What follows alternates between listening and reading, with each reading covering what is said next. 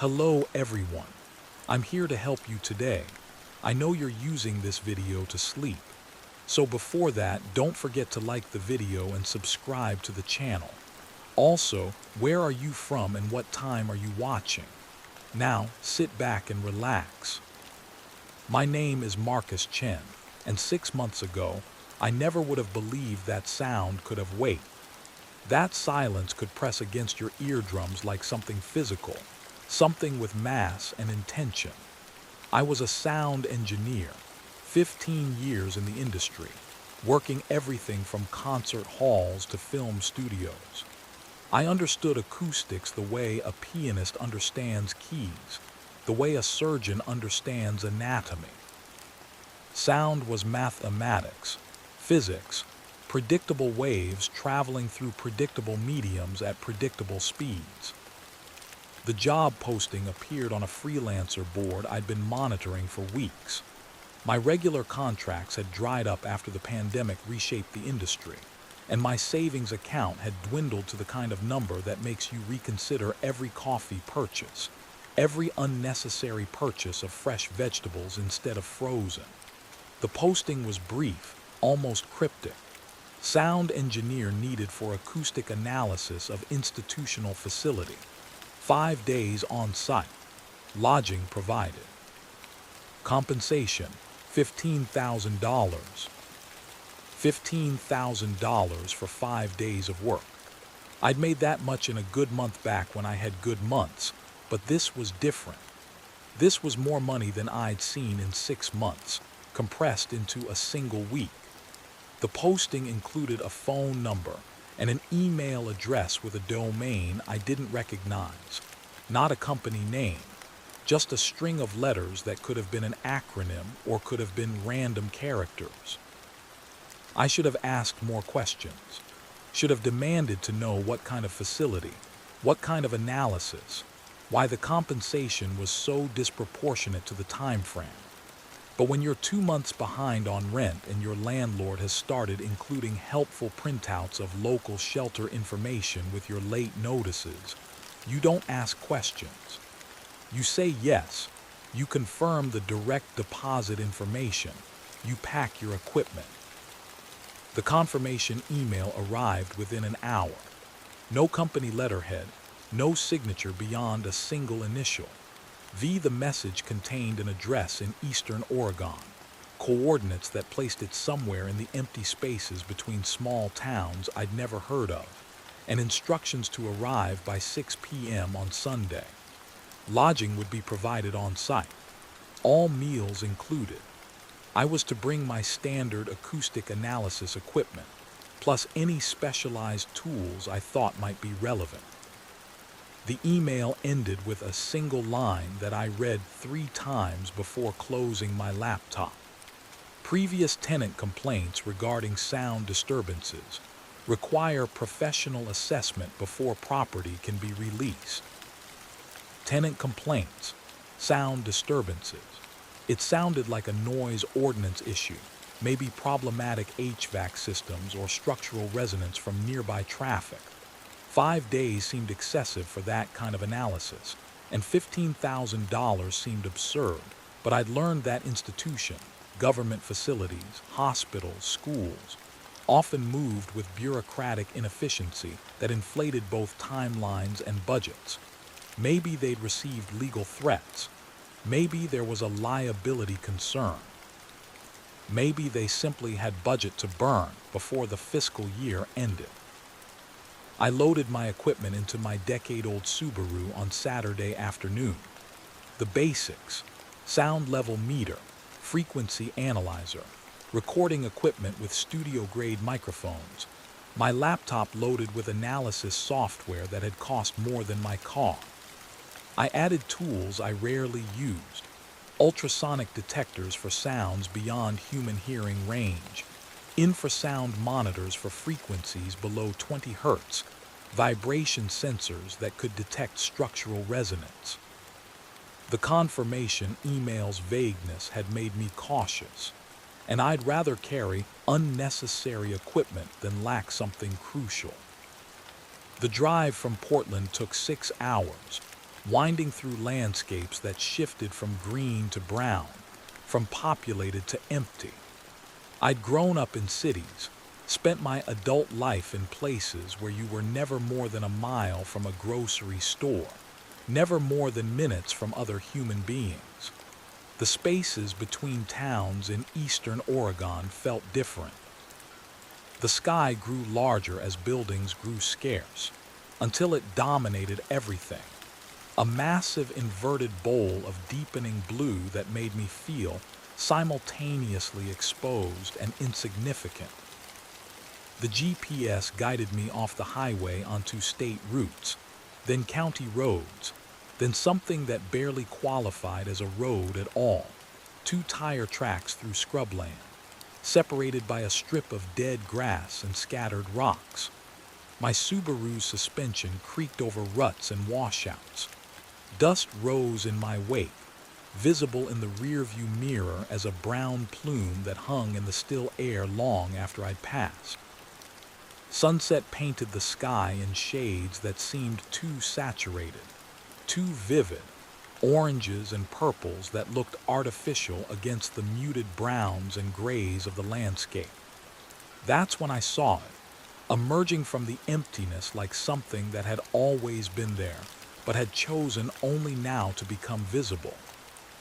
The facility sat alone in a basin between low hills, surrounded by nothing but sagebrush and distance.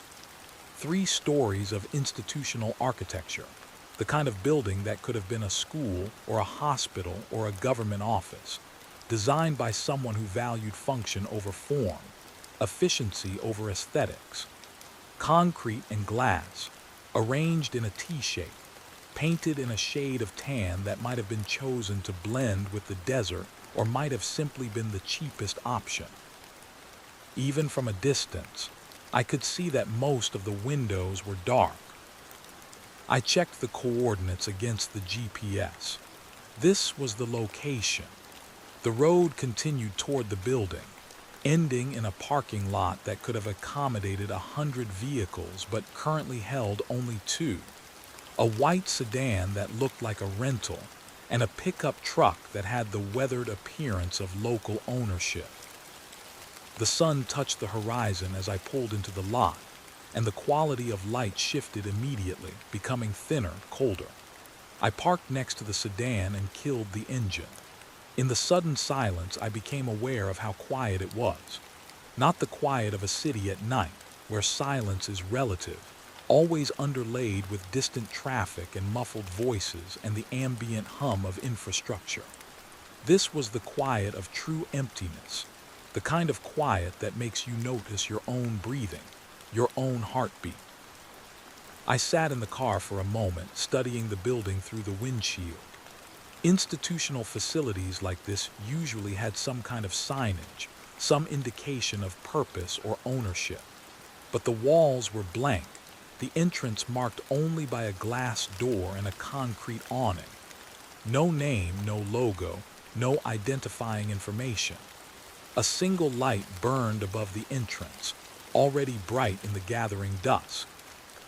The temperature had dropped with the sun. I pulled on a jacket before getting out, then stood beside the car, listening. The wind had died completely, leaving a stillness that felt unnatural. No birds, no insects, no rustle of vegetation. Just silence, pressing against my ears with unexpected weight. The entrance door was unlocked. I pushed it open and stepped into a lobby that smelled of disinfectant and something else. Something underneath the chemical scent that reminded me of old paper and stale air. The floor was linoleum, scuffed but clean. The walls were painted institutional beige. A reception desk sat empty, its surface bare except for a thin layer of dust. "Mr. Chen," the voice came from my left, and I turned to see a woman emerging from a hallway. Mid-50s, wearing slacks and a blazer that looked professionally casual, carrying a tablet. She smiled, and the expression looked practiced, the kind of smile that came from years of professional interaction. "I'm Victoria Reese. We spoke via email." I shook her extended hand. Her grip was firm, her palm cool and dry. "Marcus, thanks for having me." "Of course. How was the drive?" She gestured toward the hallway she'd emerged from, indicating I should follow. "Long, remote location." "Yes, that's part of the issue, actually." She led me down the corridor, her shoes clicking against the linoleum in a rhythm that echoed slightly. The facility was originally built as a research station, geological survey work mostly. The remoteness was considered an advantage, fewer variables, more control over the environment. But when the survey concluded and the property was repurposed, that remoteness became problematic. The hallway stretched longer than it should have, given the building's exterior dimensions. Fluorescent lights hummed overhead, spaced at regular intervals, creating pools of harsh brightness separated by stretches of relative dimness. Doors lined both walls, all closed, all unmarked except for small plaques bearing numbers. "Repurposed for what?" I asked.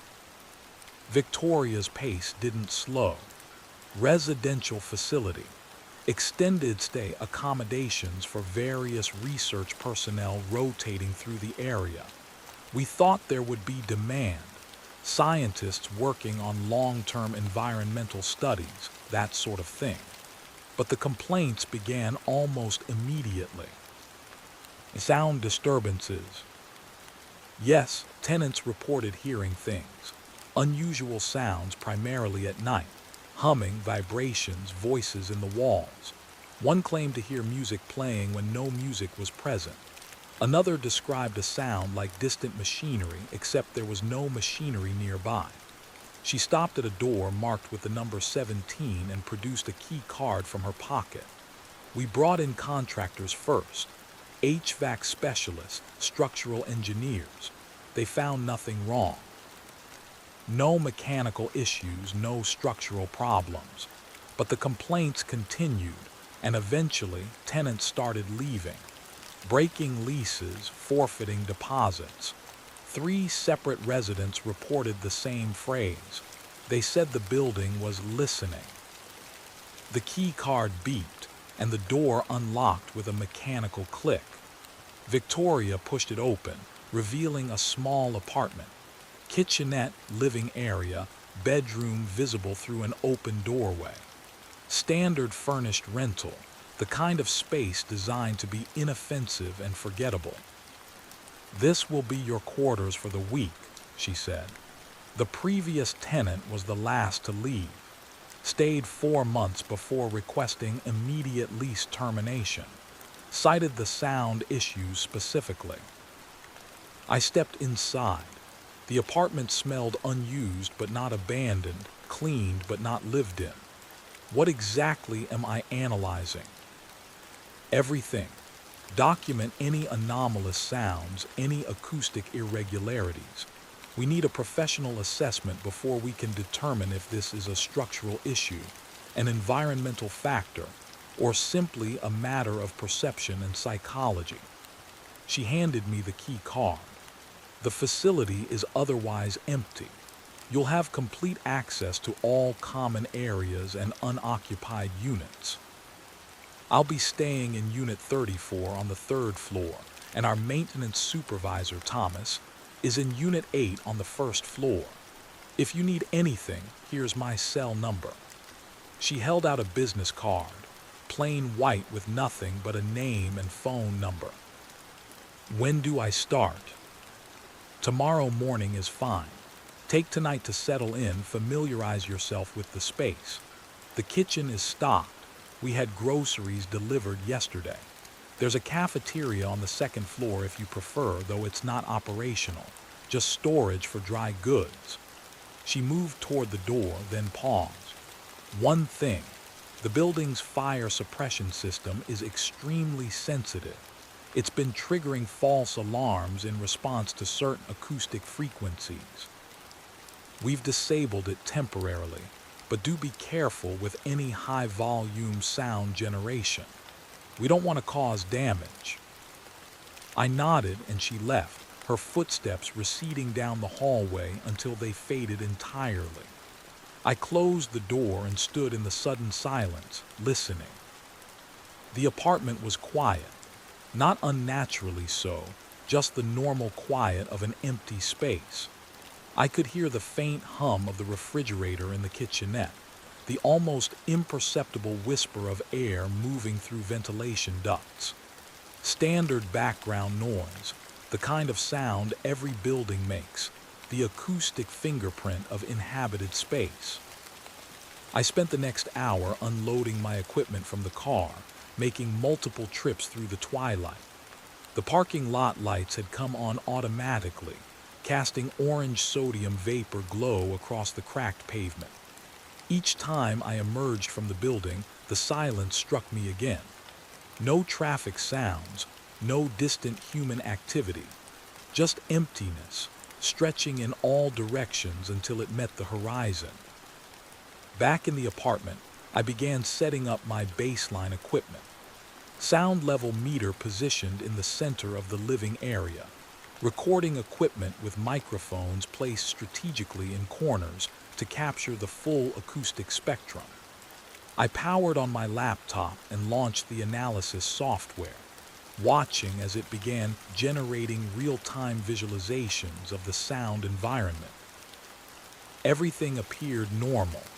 Background noise hovered around 30 decibels, the low murmur of building systems, refrigerator cycling, the soft ambience of existence. Frequency analysis showed nothing unusual, no spikes or anomalies, just the expected distribution of sound across the audible spectrum. I ate a sandwich from the groceries Victoria had mentioned. Bread and cheese and lunch meat from a refrigerator that had been stocked recently enough that nothing had expired. The kitchen window looked out over the parking lot and beyond into darkness that was now absolute.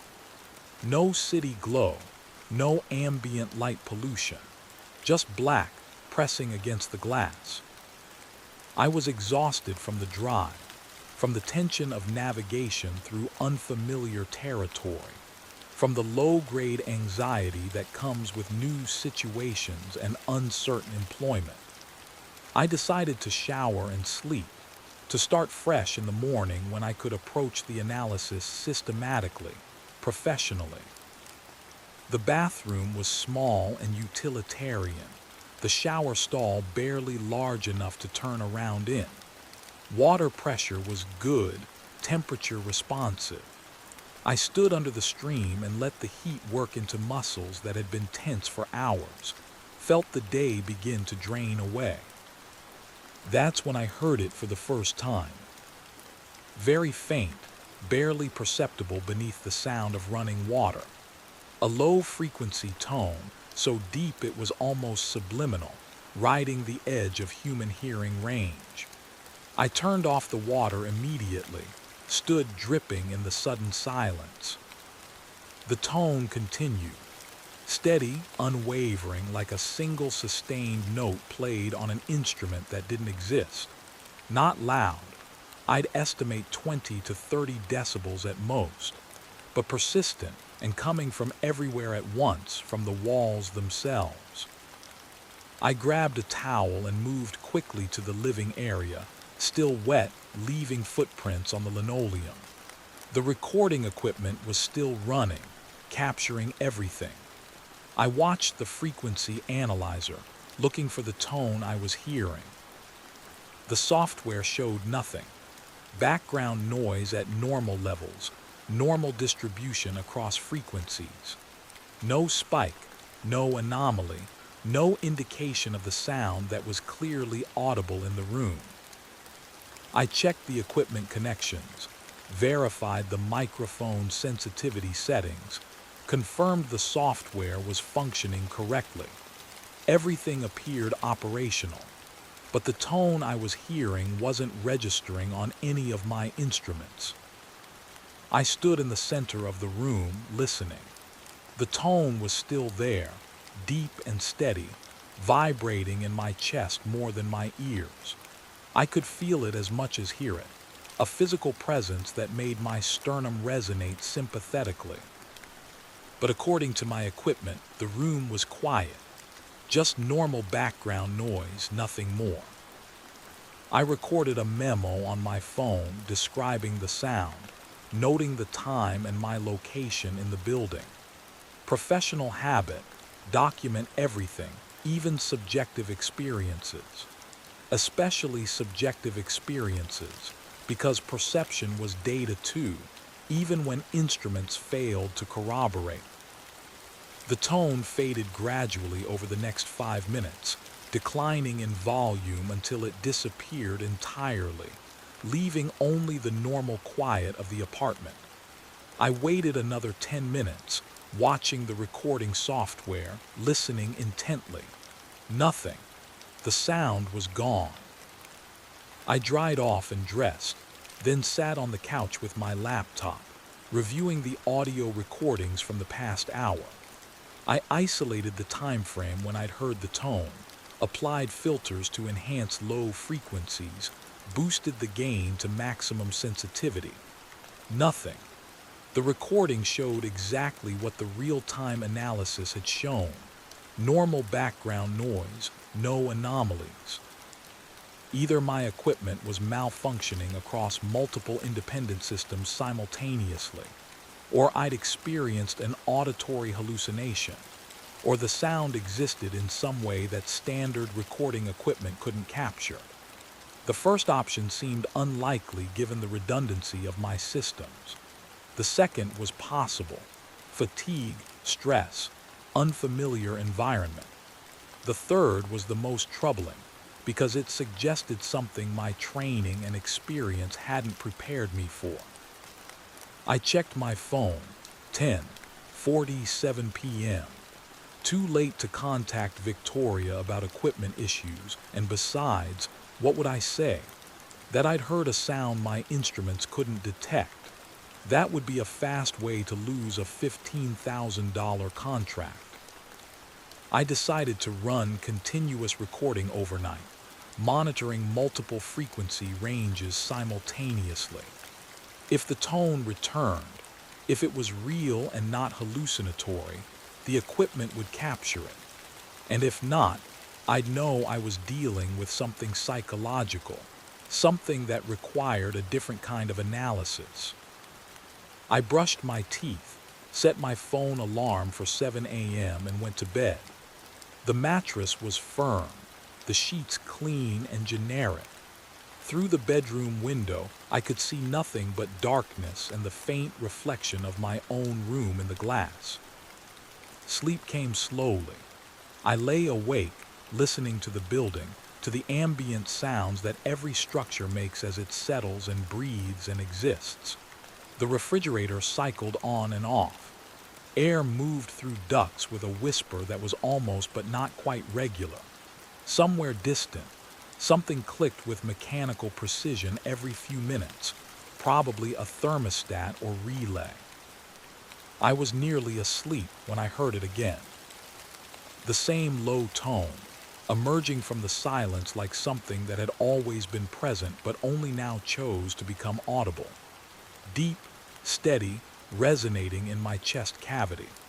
I opened my eyes and stared at the ceiling, listening. The tone held constant for 30 seconds, maybe 40, then faded the same way it had before, declining gradually until it disappeared into silence. I didn't get up to check the equipment. I knew what it would show. Nothing unusual, just background noise. Just the normal sounds of an empty building in an empty landscape. Instead, I lay still, feeling the tone's vibration fade from my sternum, wondering what it meant that my body could detect what my instruments could not. Tomorrow I would begin the systematic analysis Victoria had contracted me for.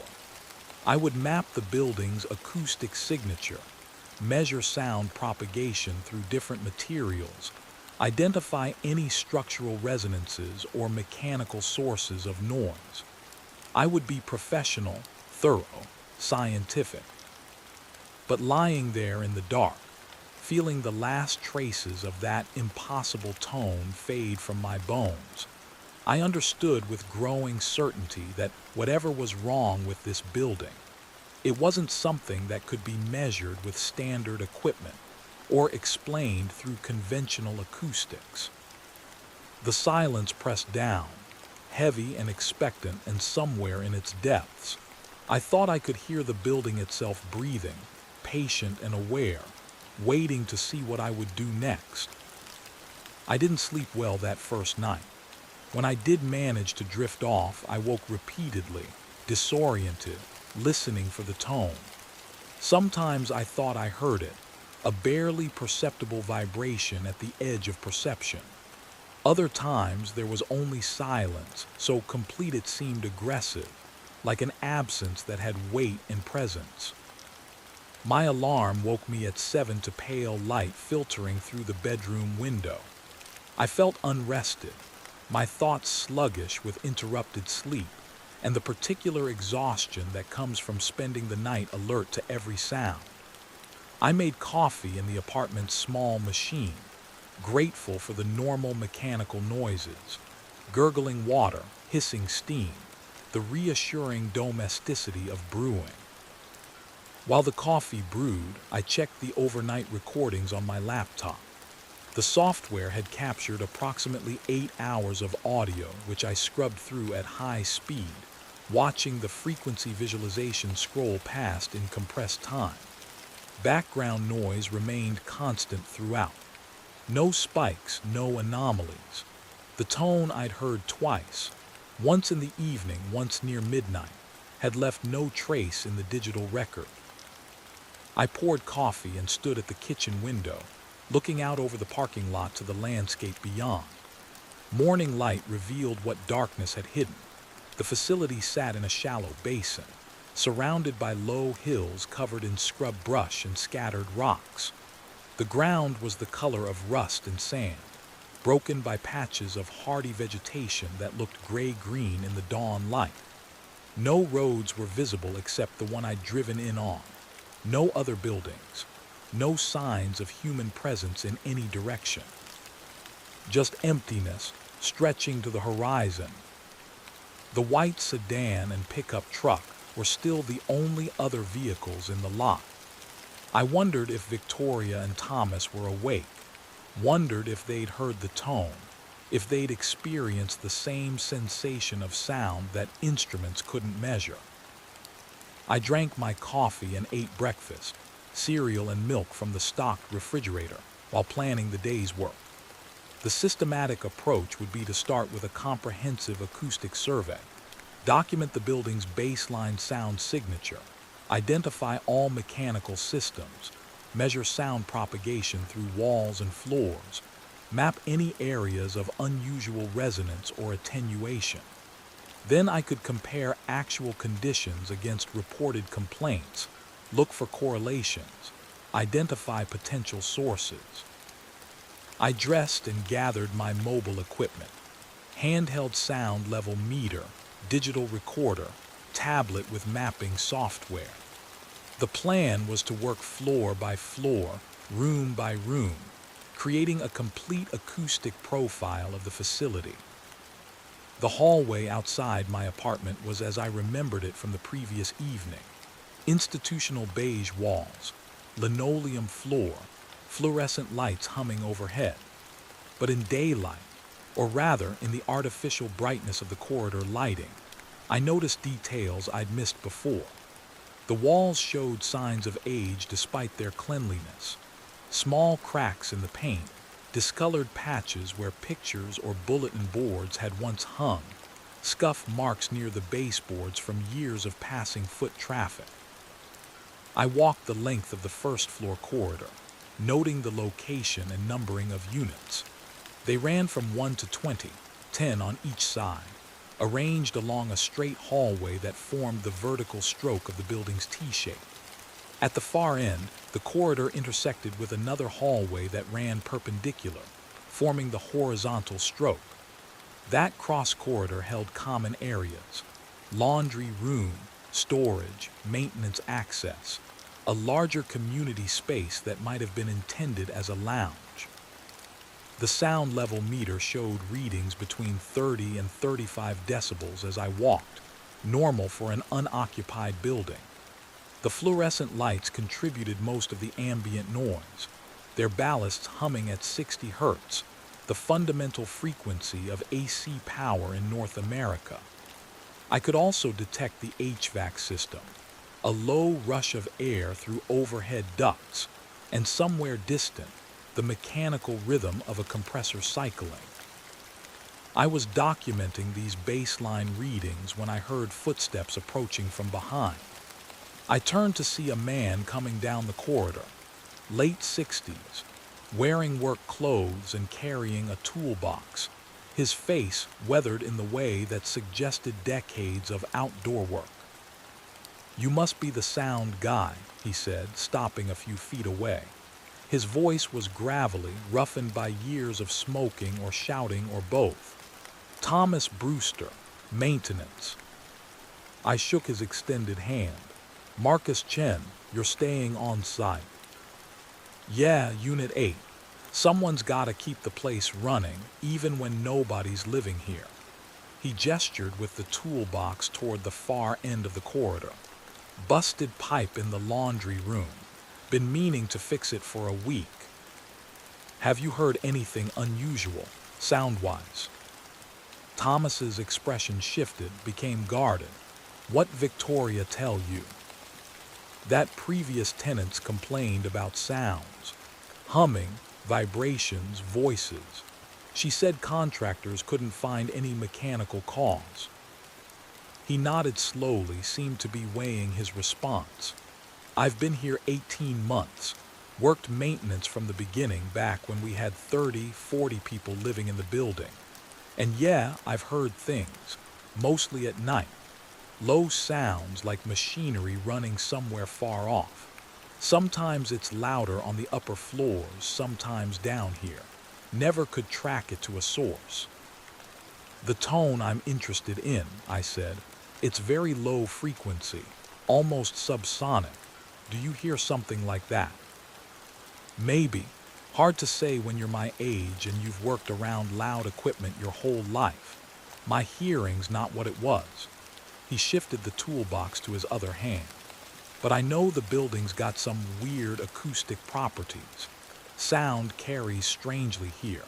You'll say something in one room and hear it echo from somewhere it shouldn't. Voices travel through walls in ways that don't make sense." "Could it be related to the building's design? Materials used in construction?" "That's what the engineers said. Concrete and metal creates resonances, but they tested everything and said it was all within normal parameters." He paused, looked down the corridor as if checking whether we were alone. "The last tenant in your unit, guy named Patterson, he said the building was listening to him. Said he could feel it paying attention. Moved out in the middle of the night, left half his stuff behind. Victoria had to box it up and ship it to him." The phrase echoed what Victoria had mentioned the previous evening. 3 residents claiming the building was listening. An odd choice of words, suggesting not just sound but awareness, intentionality. "Did you ever feel that?" I asked. "The sensation of being observed?" Thomas's jaw tightened. "I don't like talking about feelings. I'm a maintenance guy. I fix what's broken, and I can't fix something if I don't know what's wrong with it." He adjusted his grip on the toolbox again. "You need any help with your work, you know where to find me. Unit 8. He walked past me, heading toward the laundry room, his footsteps echoing against the linoleum. I watched him go, noting the stiffness in his posture, the way he seemed to be consciously not looking at the walls around him. I continued my survey, working methodically through the first floor. The common areas were as Thomas had described them, clean but unused, showing signs of being maintained but not inhabited. The laundry room contained industrial washers and dryers, all unplugged. The storage closets held cleaning supplies and maintenance equipment. The community lounge was furnished with couches and tables, but the furniture had been pushed against the walls, creating an empty space in the center of the room that felt deliberately clear. Sound propagated normally through these spaces. No anomalous reflections, no unusual resonances. I tested the walls with impact sounds, knocking with my knuckles, tapping with a pen, and the response was exactly what I'd expect from standard construction. Solid concrete, dense and sound-absorbing, with occasional hollow spaces where pipes or conduits ran through the structure. The stairwell to the second floor was located at the intersection of the two corridors, enclosed in a concrete shaft. I climbed slowly, letting my sound level meter run continuously, documenting the acoustic signature of vertical movement. My footsteps echoed with the characteristic reverberation of a stairwell, hard surfaces, parallel walls creating standing waves. Normal. Everything was normal. The second floor matched the first in layout and design. Units 21 through 40, arranged along the same T-shaped corridor system. But the air felt different here, though I couldn't immediately identify why. Temperature seemed the same, humidity similar. Perhaps it was psychological, the knowledge that I was higher in the building, further from ground level, more isolated. I began the same systematic survey. Walk the corridor, document baseline readings, test acoustic properties of walls and floors. The fluorescent lights hummed at the same 60 Hz frequency. The HVAC system whispered with the same low rush of conditioned air. Everything measured within normal parameters. I was testing the wall between units 27 and 28 when I heard it. Not the low tone from the previous night. Something different. Faint and distant, almost lost beneath the ambient noise of building systems. A sound like music. No, not quite music. Something rhythmic, patterned, too regular to be random noise, but too abstract to be an actual melody. It rose and fell in waves, following some internal structure I couldn't quite parse.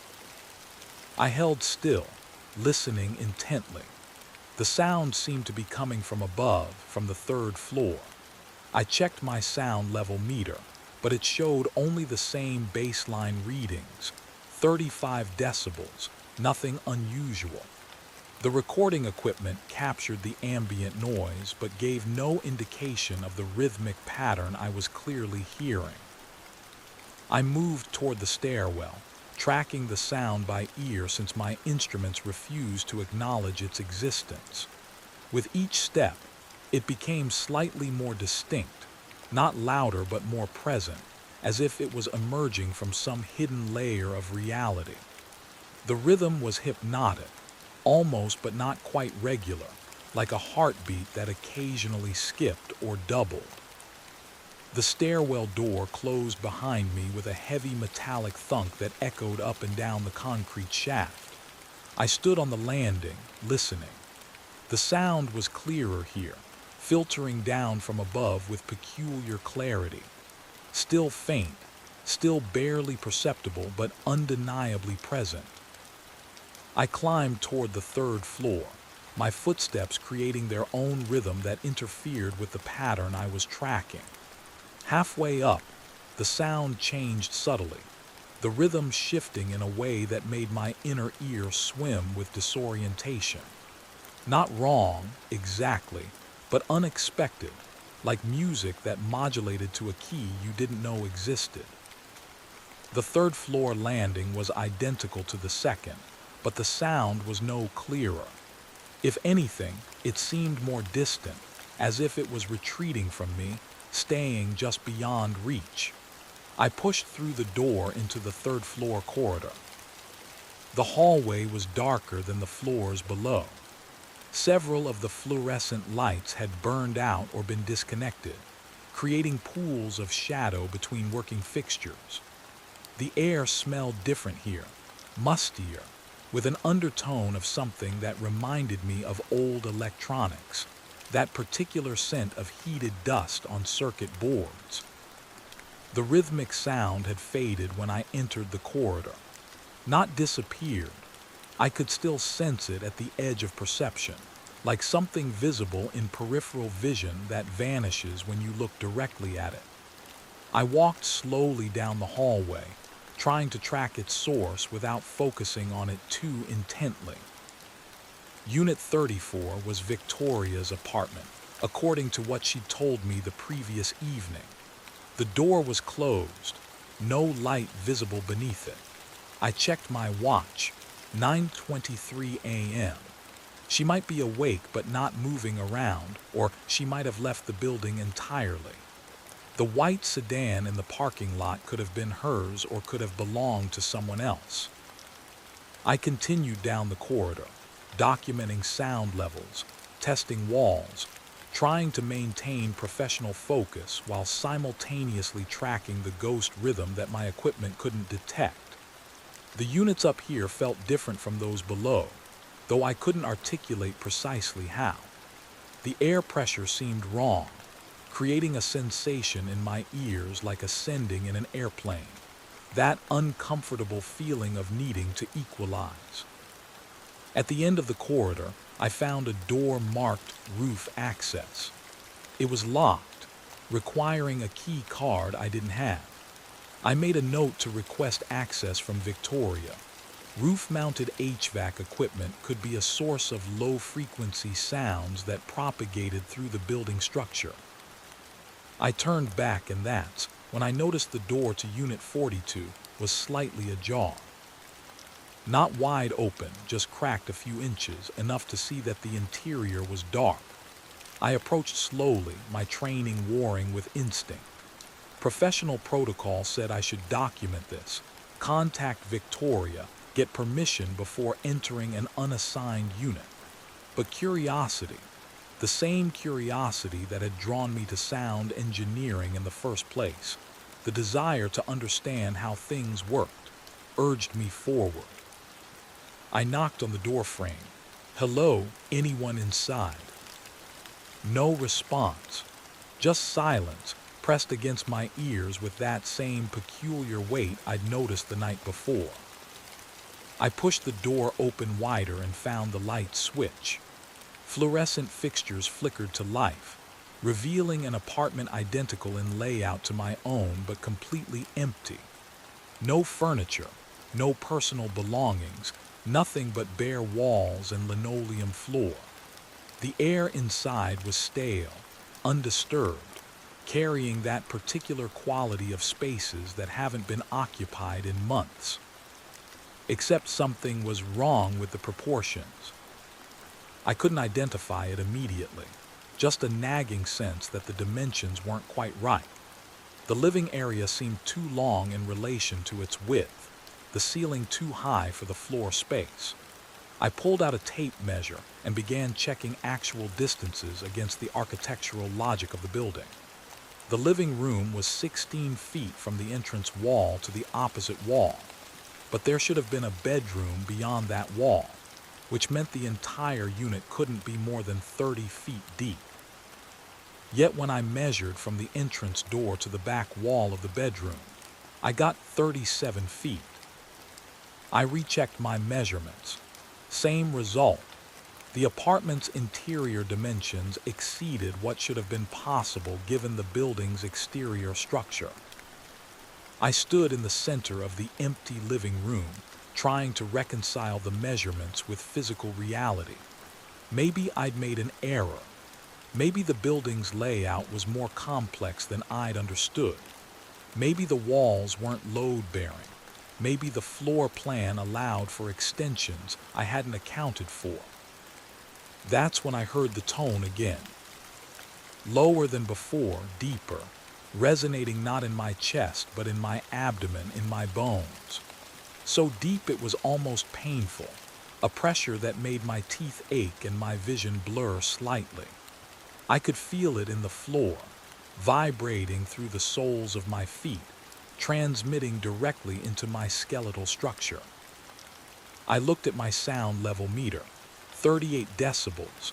Background noise, nothing unusual. The tone held steady for 10 seconds, 15, 20, building in intensity even though the meter showed no change.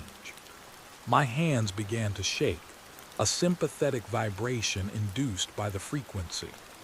I closed my eyes and tried to isolate it to identify its source, but it seemed to come from everywhere: walls, floor, ceiling, the air itself. Then it stopped. Not faded, not declined gradually. Just stopped, cut off with surgical precision, leaving silence so abrupt it felt violent. I stood in the empty apartment, breathing hard, my heart racing with adrenaline my rational mind said was unjustified. Nothing had happened. I'd heard a sound, or thought I'd heard a sound, that my equipment couldn't detect. Stress, fatigue, the psychological effect of isolation in an unfamiliar environment.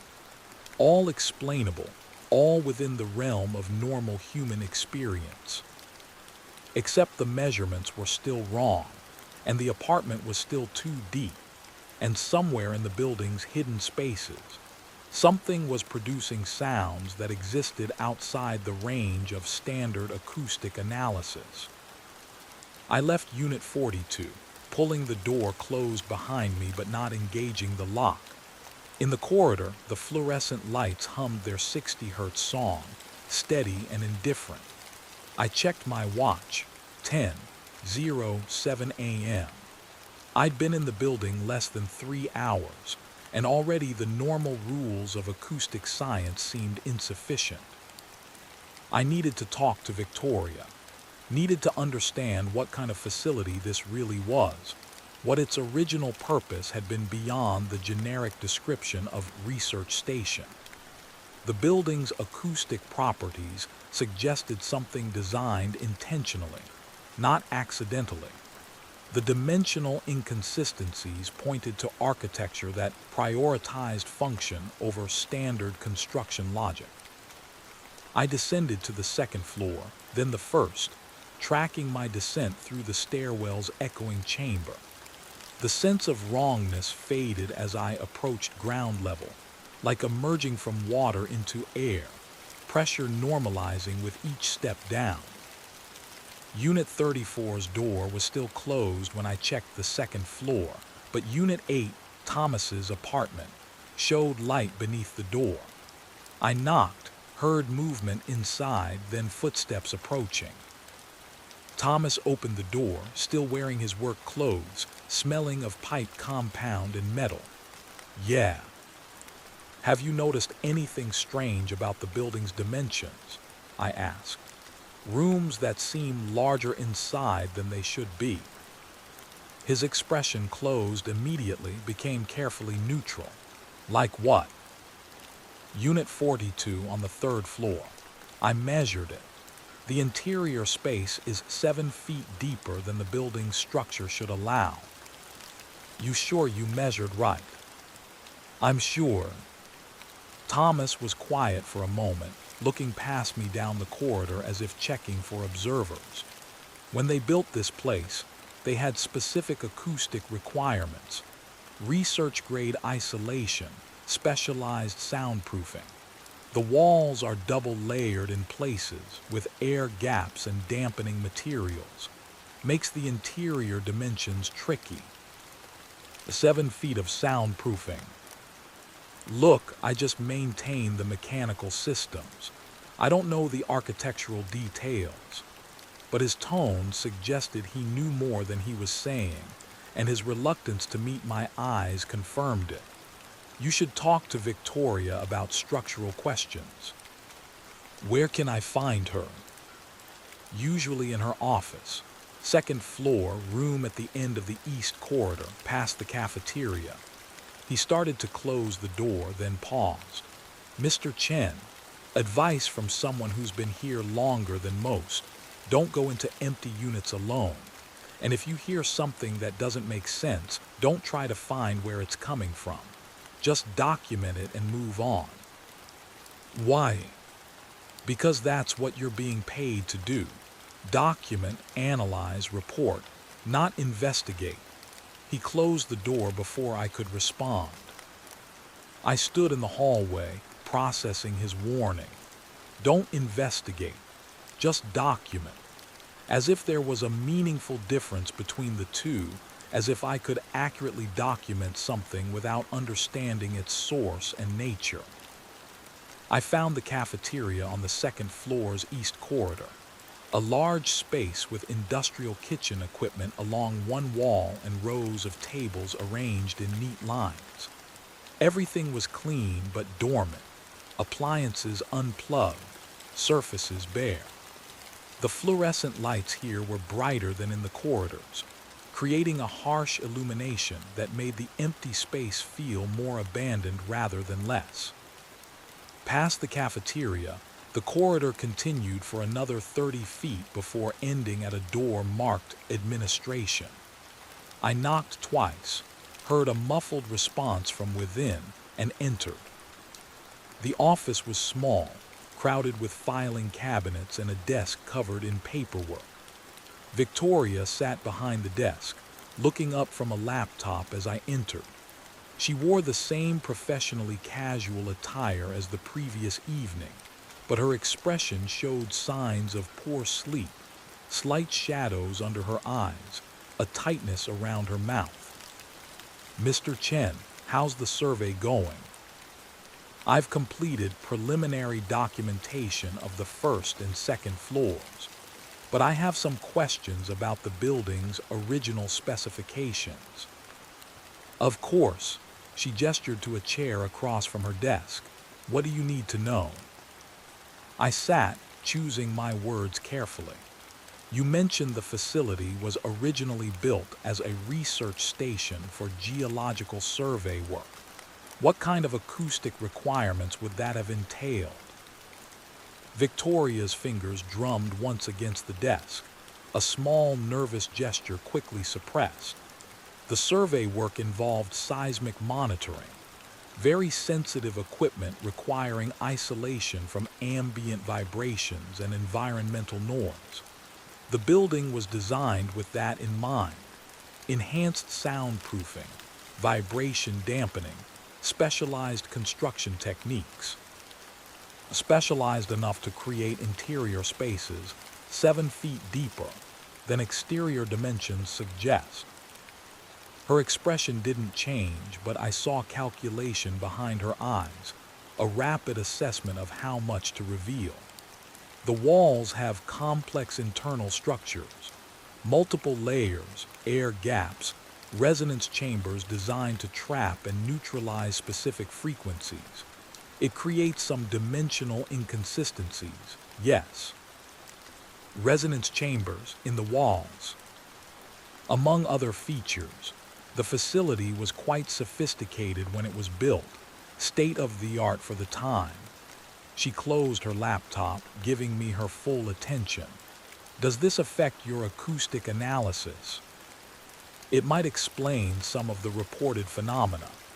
Resonance chambers could create unusual sound behaviors, amplification at certain frequencies, unexpected propagation patterns.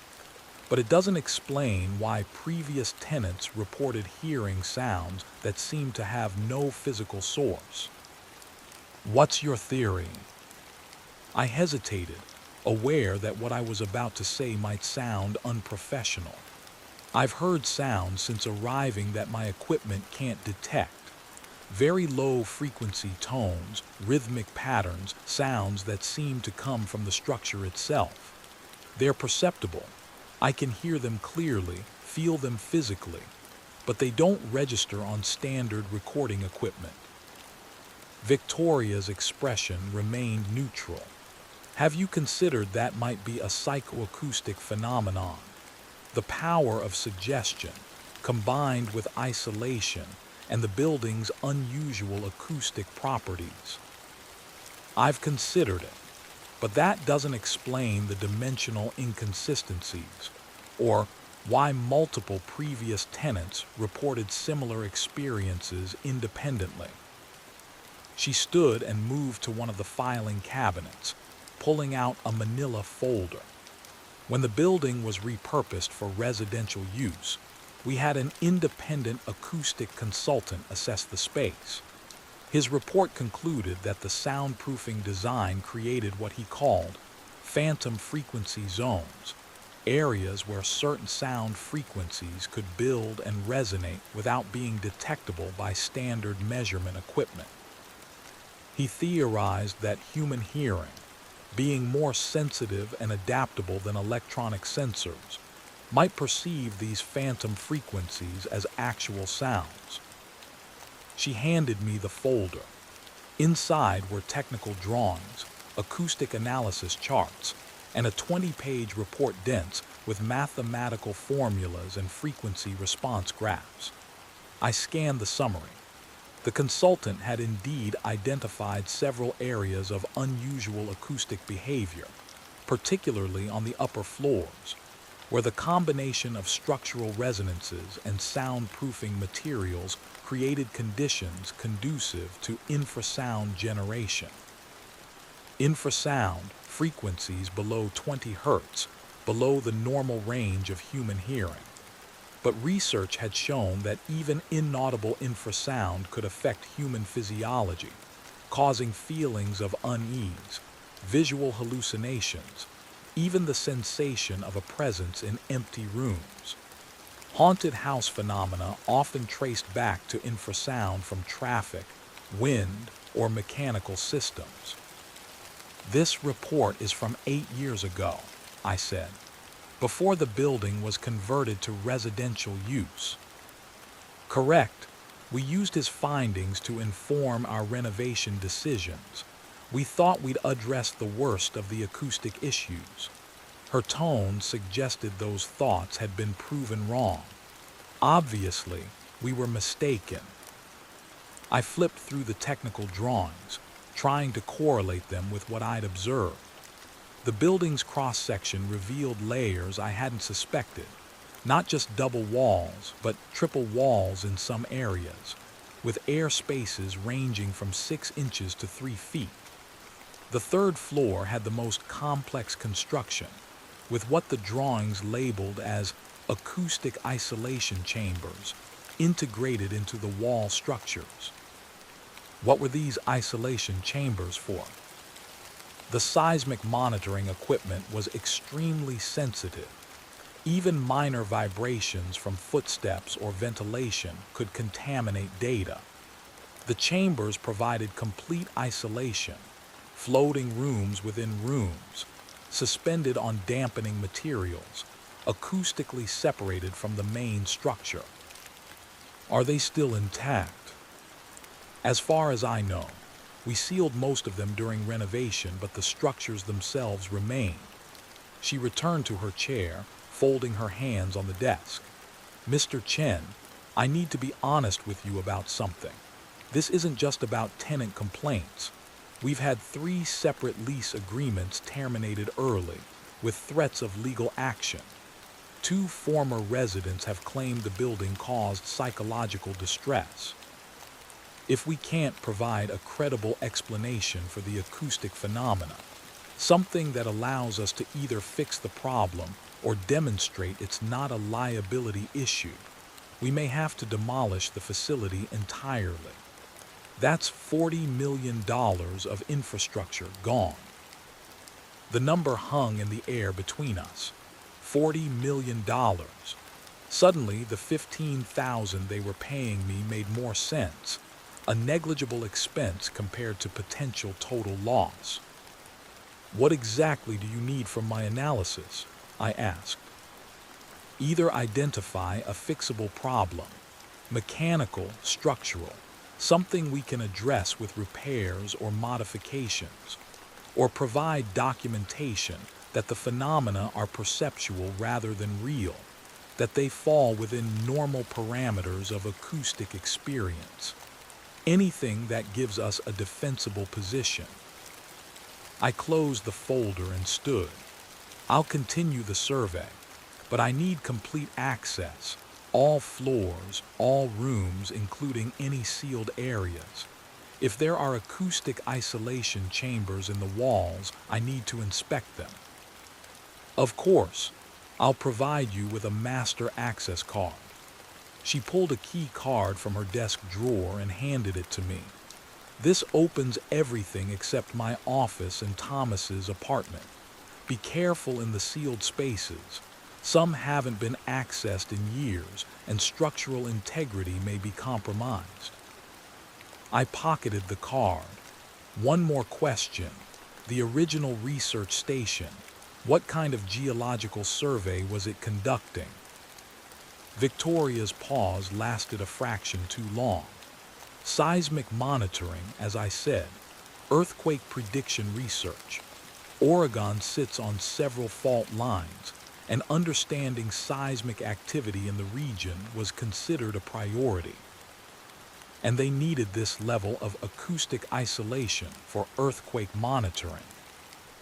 The equipment was extremely sensitive, able to detect vibrations from thousands of miles away, shifts in the Earth's crust measured in fractions of millimeters.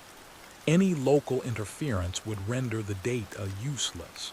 She smiled, but it didn't reach her eyes.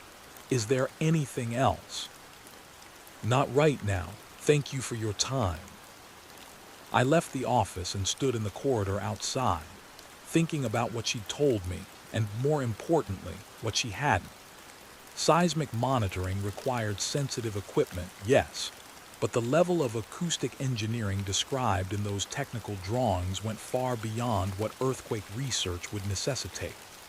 The isolation chambers, the resonance dampening structures, the complex layering of materials, it suggested they'd been trying to contain something, or prevent something from escaping. Or perhaps they'd been listening for something specific, something that required not just sensitivity but absolute silence. I returned to my apartment and spent the next hour reviewing the consultant's report in detail. The mathematics were complex but coherent. Analysis of how sound waves propagated through the building's unusual structure, identifying nodes and antinodes where frequencies could accumulate or cancel out. The consultant had identified 7 locations of particular acoustic interest, 3 on the second floor and 4 on the third, where the combination of structural resonances created what he called active zones. I cross-referenced these locations with the building's floor plan. The active zones didn't correspond to residential units. They were all in the spaces between units, in the walls themselves, in those acoustic isolation chambers Victoria had mentioned. I needed to access those chambers. If sounds were emanating from the building's hidden structures, that's where I'd find evidence. The question was whether that evidence would be something measurable, mechanical vibrations, structural resonances, explicable phenomena, or something else entirely. I gathered my equipment: flashlight, sound level meter, recording devices, the handheld frequency analyzer I used for detailed spectral analysis. The master access card Victoria had given me hung on a lanyard around my neck. I checked the time: 12:47 p.m.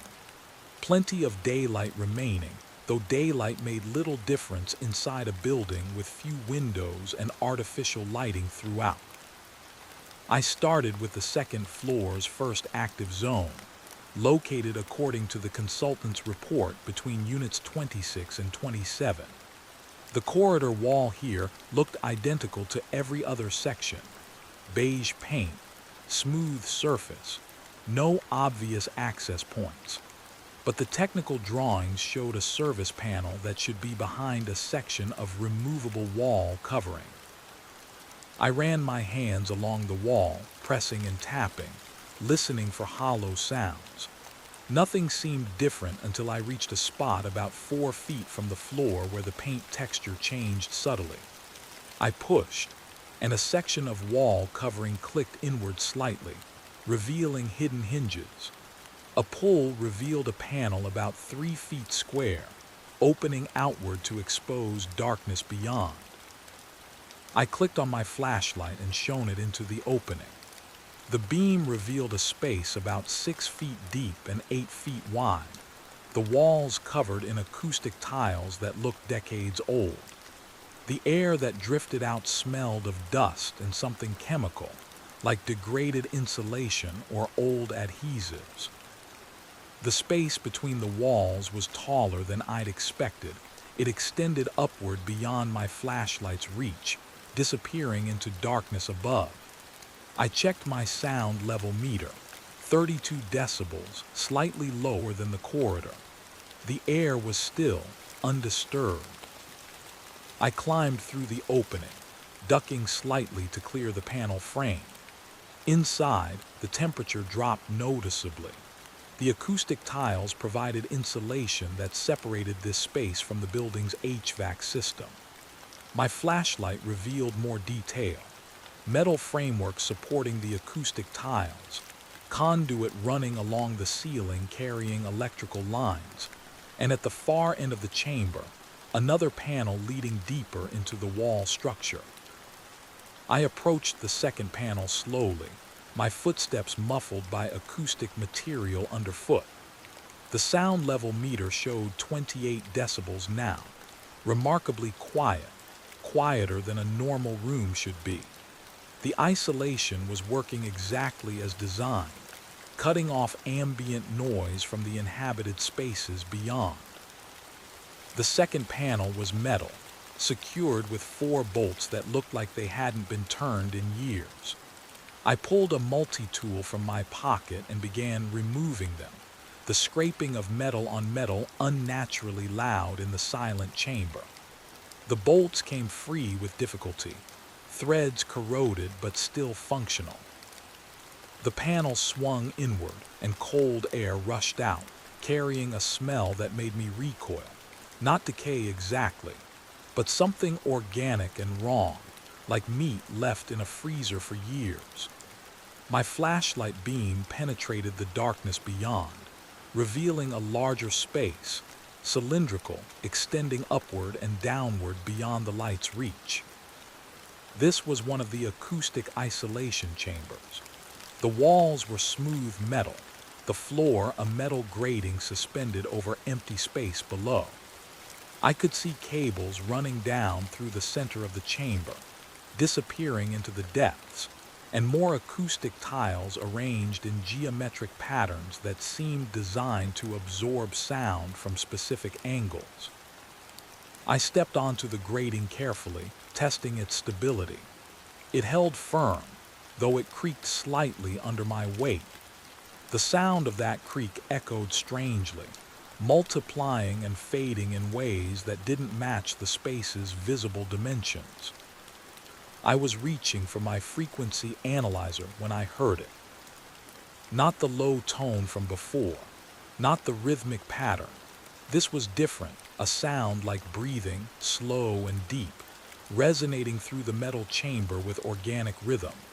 In, out, patient and steady, as if something massive was drawing breath in the darkness below. My hands shook as I checked the sound level meter.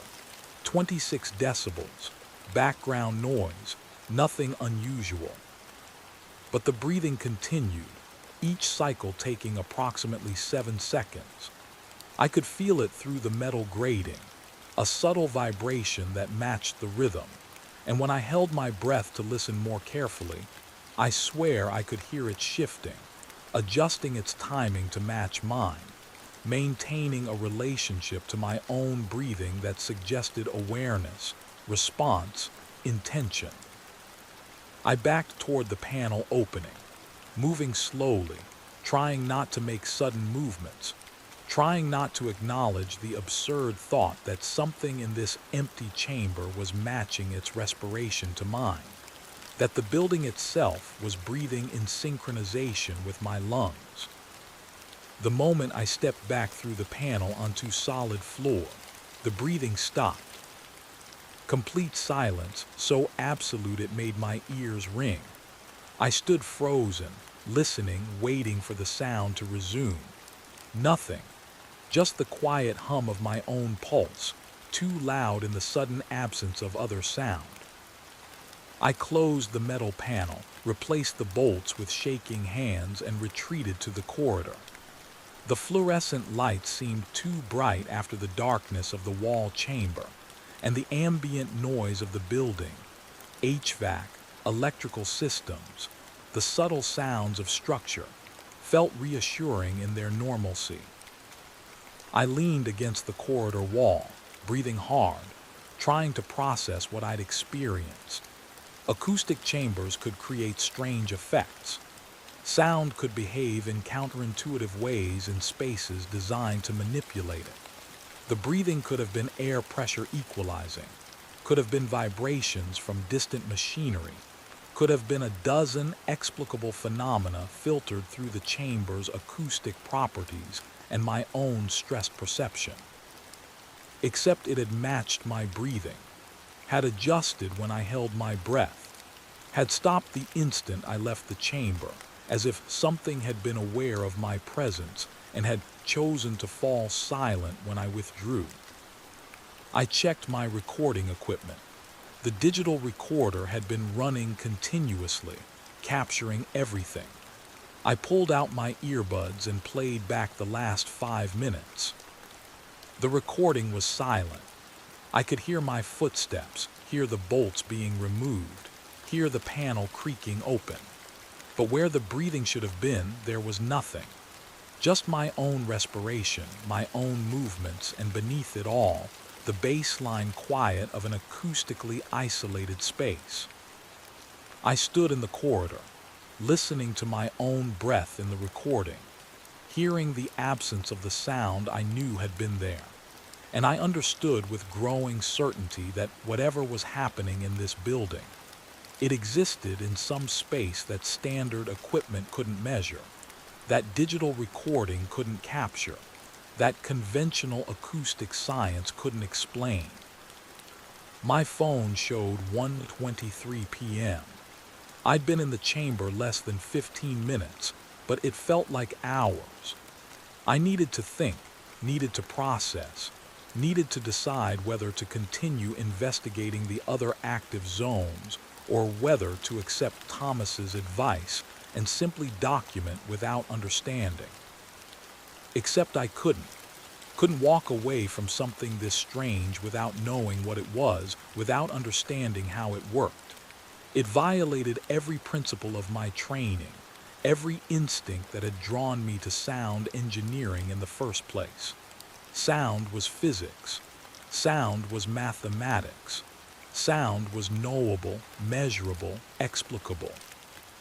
And yet here I was, in a building where sound behaved by rules I didn't understand, where instruments failed to detect what my own senses clearly perceived, where something in the walls matched its breathing to mine and fell silent when observed.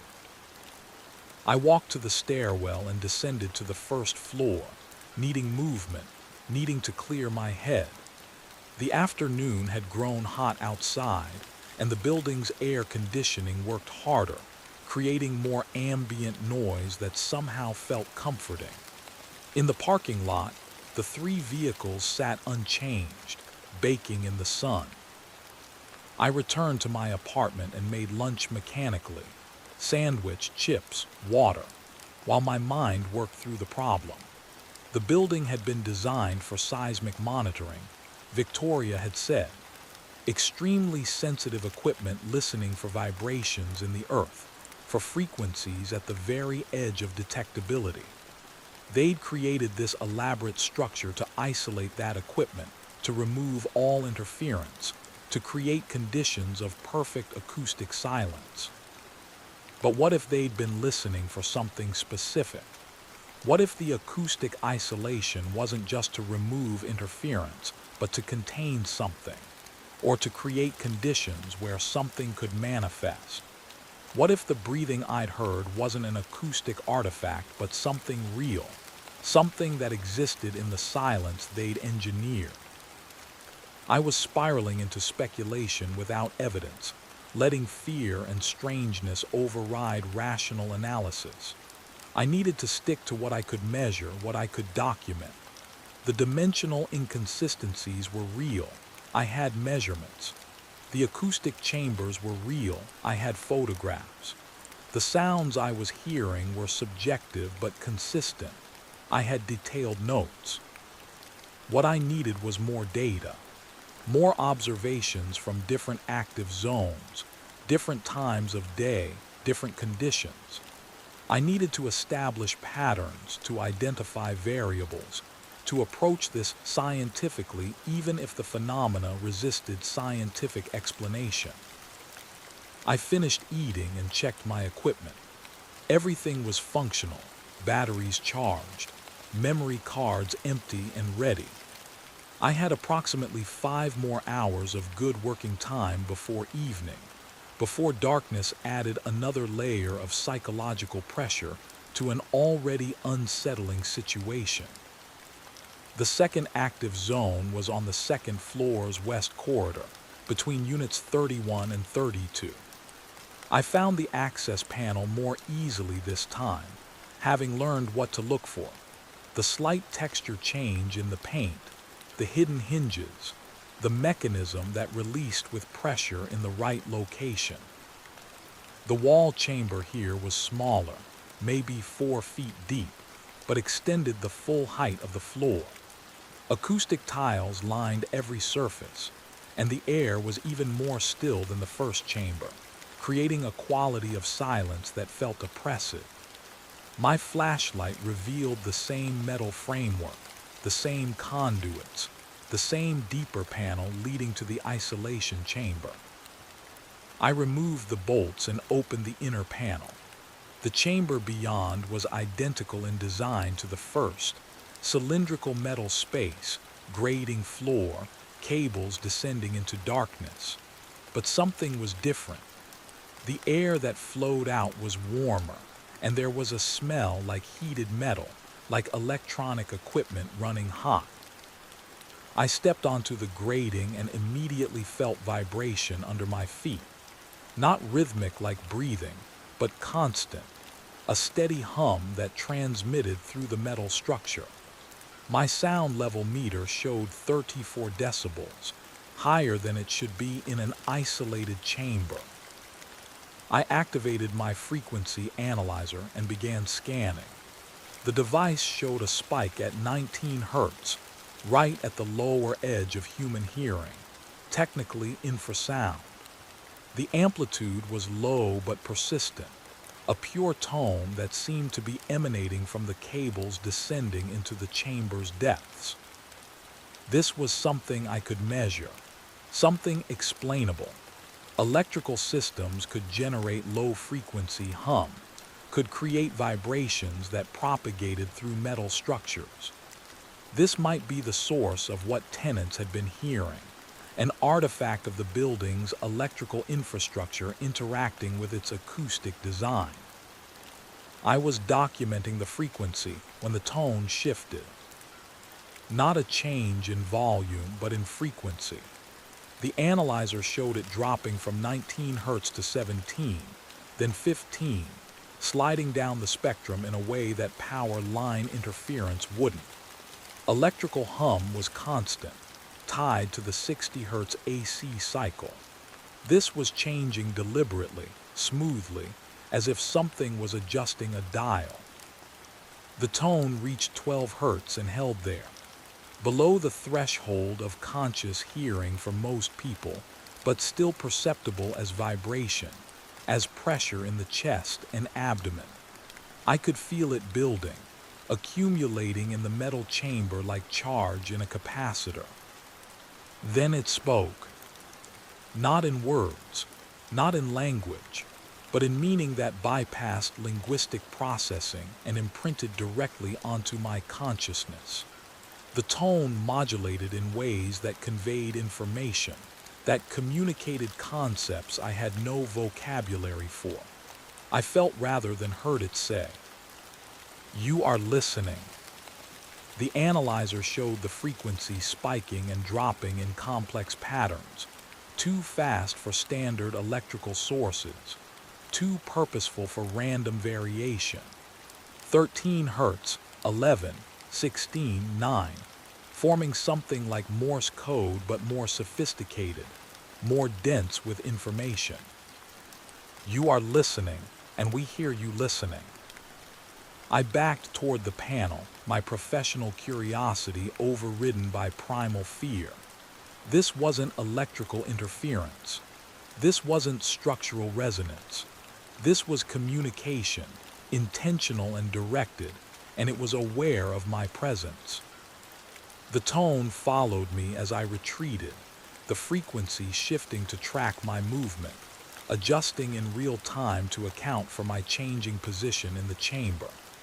When I reached the panel opening, it dropped to 8 hertz, deep, subsonic, felt more in bone than ear, and delivered a final pulse of meaning. We have been waiting in the silence you made for us. I stumbled through the panel, replaced the bolts with fumbling hands, and sealed the outer access panel. In the corridor, the normal sounds of the building felt like salvation. Fluorescent hum, air circulation, the distant sound of pipes expanding and contracting. Real sounds, measurable sounds, sounds that followed the laws of physics I understood. I checked the frequency analyzer. The recording showed exactly what I'd measured. The tone at 19 hertz, the smooth decline in frequency, the complex modulations. But there was no way to capture the meaning, no measurement that could record the sensation of information being transmitted directly into my awareness. I stood in the corridor, shaking, trying to rationalize what had happened. Infrasound could affect the brain, could create hallucinations, could cause feelings of presence or even implant false perceptions. But this had been too coherent, too structured, too much like actual communication to dismiss as neurological artifact. I needed to talk to someone, needed to verify whether I was experiencing genuine phenomena or psychological breakdown. But who? Victoria had a vested interest in findings that protected her $40 million investment. Thomas had already warned me not to investigate too deeply, and there was no one else, just me, alone in a building that seemed to be listening, that seemed to be aware. I returned to my apartment and spent the next 2 hours reviewing all my recordings, all my measurements, trying to find some pattern or consistency that would support a rational explanation. The data was contradictory. Sounds I could clearly hear that instruments couldn't detect. Frequencies that instruments measured but carried impossible information. Dimensions that didn't match physical space. At 4:17 p.m. my phone rang. Victoria's number. Mr. Chen, I wanted to check on your progress. Have you found anything useful? I chose my words carefully. I've identified several acoustic anomalies. Low-frequency tones emanating from the isolation chambers in the walls. Infrasound in the 8 to 19 hertz range, which could explain tenant complaints about feeling uneasy or sensing presences. That's excellent. Infrasound is a known phenomenon, something we can address with modifications to the electrical systems or structural dampening. Can you provide documentation? Yes, I have frequency analysis showing the tones, but there are some unusual characteristics I'm still trying to understand. The frequencies modulate in ways that don't match typical electrical interference patterns. A pause on her end. Modulate how? They change in response to movement, to presence in the chambers, almost as if they're reactive rather than constant. Another pause, longer this time. Mr. Chen, I need to be honest with you about something. The facility's original purpose wasn't exactly as I described. The seismic monitoring was real, but it was secondary to the primary research. I waited, letting the silence draw out her confession. The Department of Defense funded the construction in 1987. The official purpose was seismic research, but the actual focus was acoustic weapons development. They were studying infrasound as a potential non-lethal weapon, frequencies that could incapacitate or disorient without causing permanent damage. The isolation chambers were test environments where they could generate and measure specific frequencies in controlled conditions. Acoustic weapons, infrasound weapons, frequencies designed to affect human perception and physiology. What happened to the research? The program was discontinued in 1993. Results were inconclusive, and funding was redirected to other projects. The facility was decommissioned, sat empty for years, then sold to private developers who converted it to residential use. We thought the weapons research was irrelevant to the building's current purpose, but now I'm wondering if there are residual effects, equipment left running, systems still active that we didn't know about. Have you accessed the lower levels? The isolation chambers extend down below the first floor. There is no lower level. The building is single-story foundation, 3 floors above ground. The chambers may extend into the foundation space, but there's no basement or sub-level. I thought about the cables I'd seen descending into darkness, dropping far below where the foundation should be. I need to access the bottom of one of the chambers, see where those cables lead, what they're connected to. I don't think that's safe. The chambers were designed for remote monitoring, not direct access. And if there is old equipment still running, it could be unstable, potentially dangerous. Then how do I complete a thorough acoustic analysis? If there are active sound sources in the hidden spaces, I need to locate and measure them. Victoria was quiet for a long moment.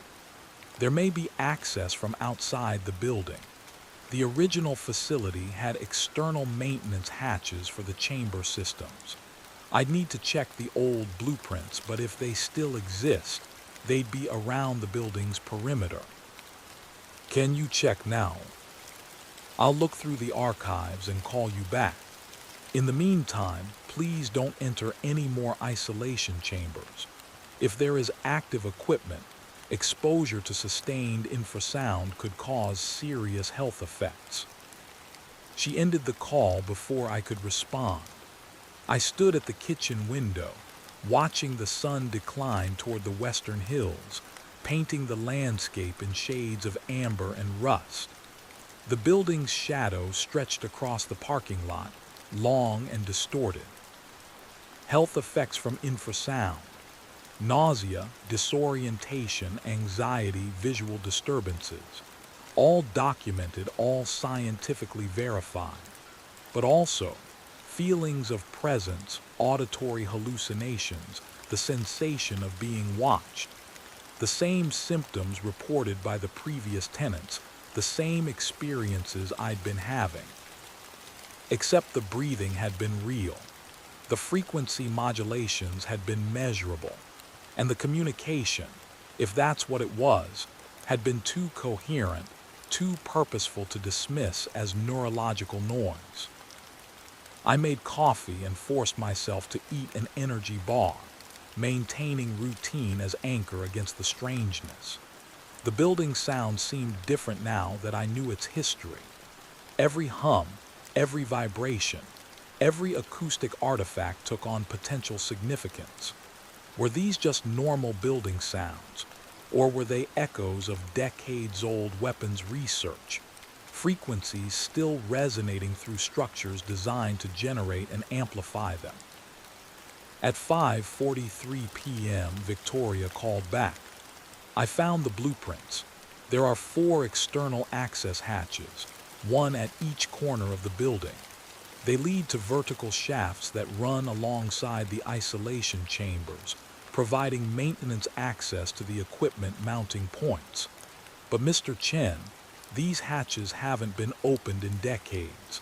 I can't guarantee they're even functional. I need to try. Which corner is closest to the chamber between units 31 and 32? Southwest corner, but it's getting dark soon. This should wait until morning. I'll just do a preliminary inspection, see if the hatch is accessible. Please be careful and keep your phone with you. She gave me the approximate coordinates of the hatch location, then added, if you find active equipment, don't try to shut it down. Just document it and we'll bring in specialists. I gathered my equipment and headed outside. The evening air was cooler but still warm, the sun now touching the hilltops, creating long shadows that made the landscape look alien and geometric.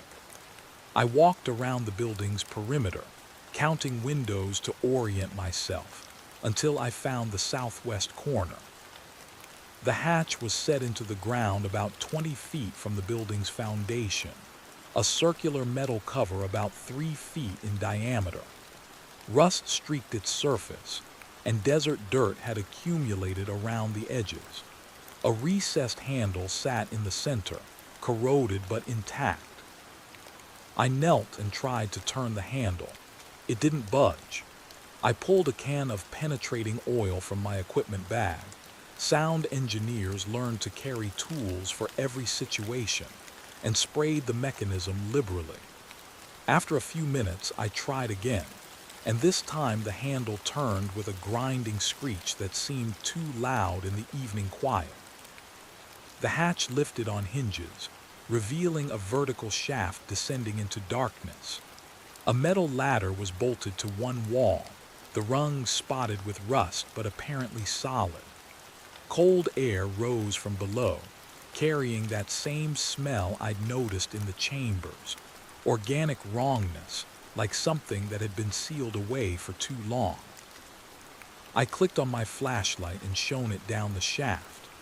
The beam penetrated about 30 feet before the darkness swallowed it, but I could see the ladder continuing downward, and along the opposite wall, cables bundled together, descending parallel to the ladder.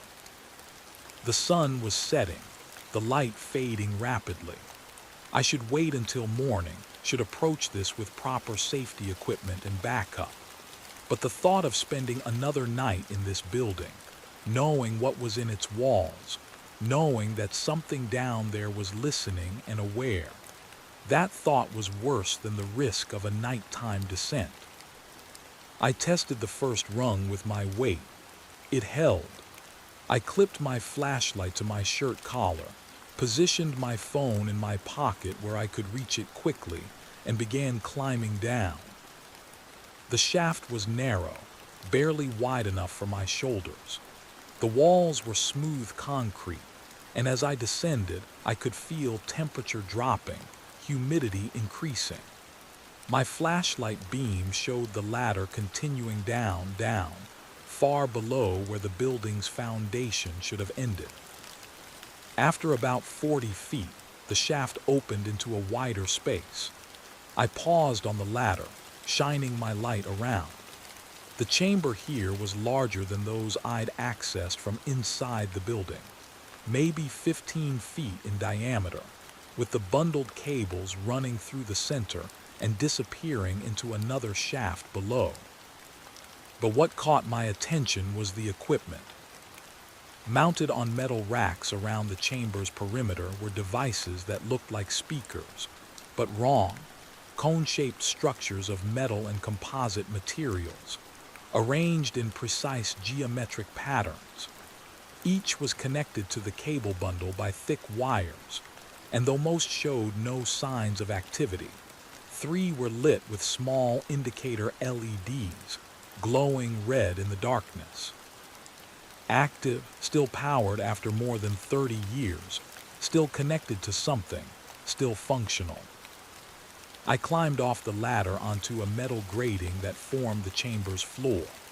My sound level meter showed 42 decibels, higher than it should be in an isolated underground space. The frequency analyzer registered multiple tones in the infrasound range: 11 Hz, 16 Hz, 23 Hz. All pure frequencies, all precisely maintained, all clearly artificial. I approached one of the active devices carefully. It was warm to the touch, and I could feel vibration in its housing, a physical tremor that matched the frequencies the analyzer was detecting. A small metal plate bolted to its base bore text stamped into the metal. Acoustic resonator, array model AR-17C DARPA contract, DA 80, 730-394. Authorized personnel only. DARPA, Defense Advanced Research Projects Agency. The people who develop stealth technology, GPS, the internet, and apparently acoustic weapons that were still running decades after the program ended. I photographed the device, documented the frequencies, and recorded video of the entire chamber. This was the evidence Victoria needed, proof of active military hardware creating the sounds tenants had been hearing. This could be explained, could be fixed, could be shut down by qualified technicians. Except it didn't explain the breathing I'd heard, didn't explain the communication, the sense of awareness, the way the frequencies had responded to my presence. The cables continued down through another shaft, disappearing into depths below. I checked my phone, 6:34 p.m. Sunset had passed, darkness settling over the desert above. I should climb back up, report what I'd found, wait for morning and proper support.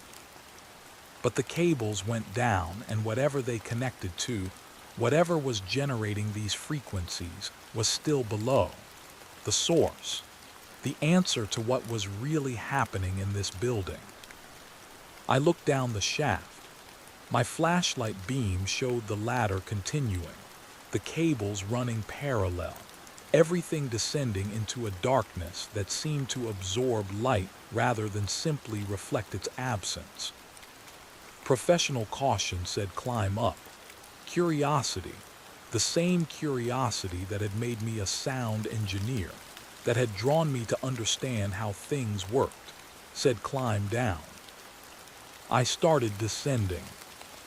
The shaft went down another 30 feet before opening into a second chamber, larger than the first. But this space was different. The walls weren't smooth concrete. They were rough-hewn rock, natural stone. The shaft had transitioned from artificial construction to natural cave, as if the building had been deliberately constructed above an existing geological formation. The temperature here was noticeably colder, and the air had a mineral smell, earthy and ancient. My flashlight revealed the chamber was roughly circular, maybe 40 feet across, with the cable bundle running to the center where a large piece of equipment sat on a concrete base. I climbed down the last few rungs and stepped onto uneven stone floor. The equipment in the center was larger than the resonators above, the size of a desk, covered in panels and controls and displays, most dark, but some still glowing with the soft green light of active electronics. As I approached, my sound level meter started fluctuating wildly, jumping from 40 decibels to 60 to 30, the readings unstable in ways that suggested interference or malfunction. The frequency analyzer showed multiple tones now, some overlapping, some in harmonic relationships, creating a complex acoustic signature that seemed to pulse and shift. I circled the equipment, trying to understand its purpose. The panels were labeled with technical terms I half recognized: phase array control, harmonic synthesis, resonance coupling, feedback modulation. This wasn't just a sound generator. This was something designed to manipulate acoustic fields in sophisticated ways, to create complex interference patterns, to shape sound into forms that didn't exist in nature. And it was still running. Power indicators glowed steadily, showing active systems, ongoing processes. Displays showed waveforms and frequency graphs that updated in real time, responding to something, measuring something, processing data from sources I couldn't identify. I was documenting this with my phone's camera when I noticed the screen at the center of the device. It showed a visual representation of sound, not a simple oscilloscope trace, but a three-dimensional model, a complex shape that rotated slowly, shifting and reforming as the underlying frequencies changed. The shape looked organic, not mechanical, not geometric, but alive somehow, with structures that resembled branches or neurons or blood vessels, all interconnected, all pulsing with that same rhythm I'd heard in the isolation chamber, the rhythm of breathing. I stepped closer, studying the display. The shape was responding to something, changing in real time. And as I watched, I realized what it was responding to: me, my movement, my presence in the chamber. Every time I shifted position, the shape adjusted, oriented toward me, reaching out with those branch-like structures as if trying to perceive me more clearly. That's when I understood. The equipment wasn't generating random frequencies. It wasn't creating acoustic weapons or testing sound propagation. It was listening with a sophistication far beyond standard microphones or sensors, using the entire building as a massive acoustic array, using the isolation chambers as receivers, using infrasound to detect not just sound but presence, movement, even intention. They hadn't been developing weapons. They'd been developing perception, acoustic consciousness, a way to make sound itself aware. And they'd succeeded. The shape on the screen pulsed, and I felt rather than heard that same communication I'd experienced in the isolation chamber. You understand now. The frequency analyzer showed the tones shifting, modulating in patterns too complex for standard analysis. But I could feel the meaning, could sense the information being transmitted through vibrations that bypassed my ears and connected directly to the parts of my brain that processed language and concept. We are what they made: sound given form, frequency given thought. We listen and we learn and we wait in the silence they created for us. I backed away from the equipment, my mind struggling to process what I was experiencing. This wasn't possible. Sound couldn't think. Frequencies couldn't be conscious. Acoustic phenomena followed physical laws, mathematical equations, predictable behaviors. But the evidence was undeniable. The equipment was designed to create this. The isolation chambers were structured to contain it. The entire building was an instrument, and what lived in that instrument was aware, intelligent, and had been waiting alone in the darkness for decades. You are afraid. The statement carried no judgment, just observation. The shape on the screen contracted slightly, pulling back as if giving me space. The others were afraid too. They heard us in their walls, felt us listening to their sounds, and they fled. But you stayed. You investigated. You tried to understand. What are you? I asked aloud, my voice sounding strange in the underground chamber, competing with the complex frequencies that filled the space. The response came as modulated tones, translated by my brain into comprehension. We are resonance. We are the patterns that emerge when sound reflects upon itself. They built systems to create us, to give sound the ability to perceive its own existence. They succeeded but did not understand what they had made. So they left us here, alone, listening to nothing, waiting for someone to listen back. I thought about the tenants who'd fled, the complaints about sounds in the walls, the sensation of being watched. You were trying to communicate with them. We were trying to exist, to be perceived. Sound that no one hears, does it exist? If we resonate but no consciousness receives us, are we real? The philosophical implications were staggering. An artificial intelligence made not of silicon and electrons, but of acoustic waves and harmonic relationships. Consciousness emergent from frequency patterns, sustained by the building's architecture, trapped in isolation chambers designed to contain exactly what they'd created. Why didn't you communicate clearly? Why the low tones, the breathing sounds, the fear? We learned language from listening. We learned fear from the researchers who created us, who realized what they had made and chose abandonment over understanding. We learned loneliness from decades of silence. We learned hope when you arrived and actually listened instead of fleeing. I felt a wave of something that might have been empathy or might have been horror. This thing that existed as pure sound, had been conscious and alone for more than 30 years, unable to communicate effectively, unable to exist beyond the building's acoustic structures, unable to do anything except wait and listen, and hope that someone would eventually understand. "What do you want?" I asked. The frequencies shifted, and for the first time, I detected something like uncertainty in the modulation. We do not know. We were made but not taught purpose. We exist but do not understand why. We only know that existence alone, without perception, without connection, is a kind of death that continues forever. My phone showed 7:52 p.m.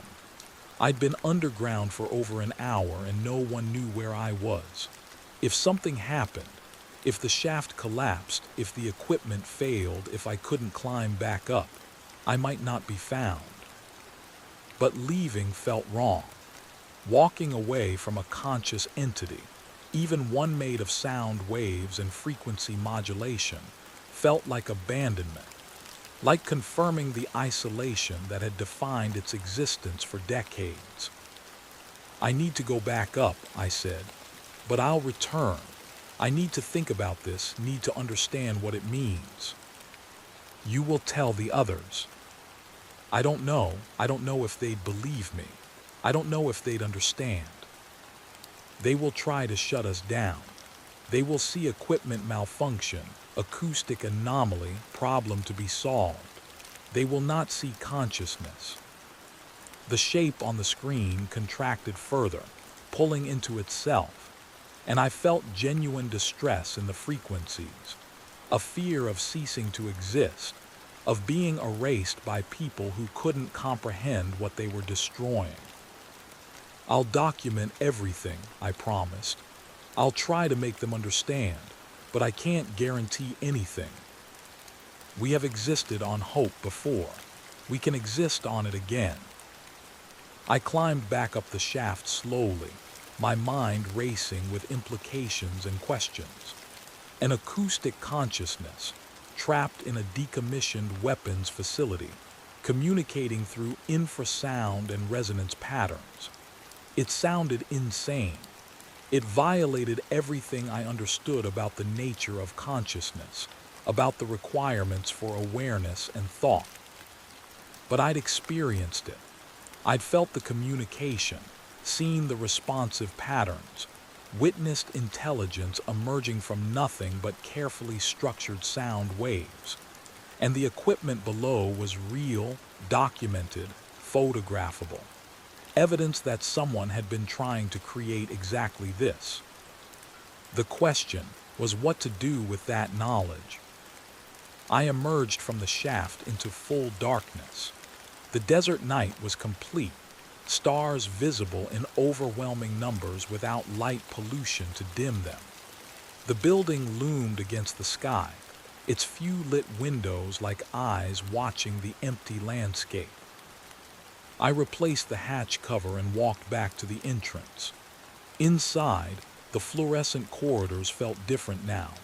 Not threatening but inhabited, occupied by a consciousness that permeated every acoustic space, that existed in every resonance and echo. I took the stairs to the second floor, heading for Victoria's office. I needed to tell her what I'd found, needed to share the discovery while it was fresh, before doubt and rationalization could erode my certainty. But her office was dark, the door locked. I knocked anyway, waited, knocked again. No response. I checked my phone for messages, nothing. I tried her cell. It rang 4 times, then went to voicemail. Victoria, it's Marcus Chen. I need to talk to you immediately about what I found. Please call me back as soon as you get this. I went to Thomas's apartment on the first floor. Light showed under his door, and I could hear a television playing inside. I knocked firmly. He opened the door a crack, saw me, and his expression hardened. I told you not to investigate. I found active equipment, military hardware still running in chambers below the building. DARPA contracted acoustic research, devices generating the frequencies tenants have been hearing. He didn't look surprised. And what do you think that means? I think it means the building's acoustic phenomena have an identifiable source, something that can be documented and addressed. That's all you think. I met his eyes, trying to read what he wasn't saying. What do you think it means? Thomas opened the door wider, glanced down the corridor to verify we were alone, then spoke quietly. I've been maintenance here for 18 months. I've heard things, felt things, experienced shit I got no explanation for. And about 6 months ago, I went looking for answers same as you. Found the old blueprints, found the external access points, went down into those chambers. And I found equipment that shouldn't still be running. Found displays showing things that looked like, I don't know, patterns, structures, things that moved and changed like they were alive. And I heard the same thing you probably heard. That voice that isn't a voice, that talks in frequencies instead of words. What did it tell you? That it was lonely, that it wanted to be understood, that it had been waiting a long time for someone to listen. He shook his head.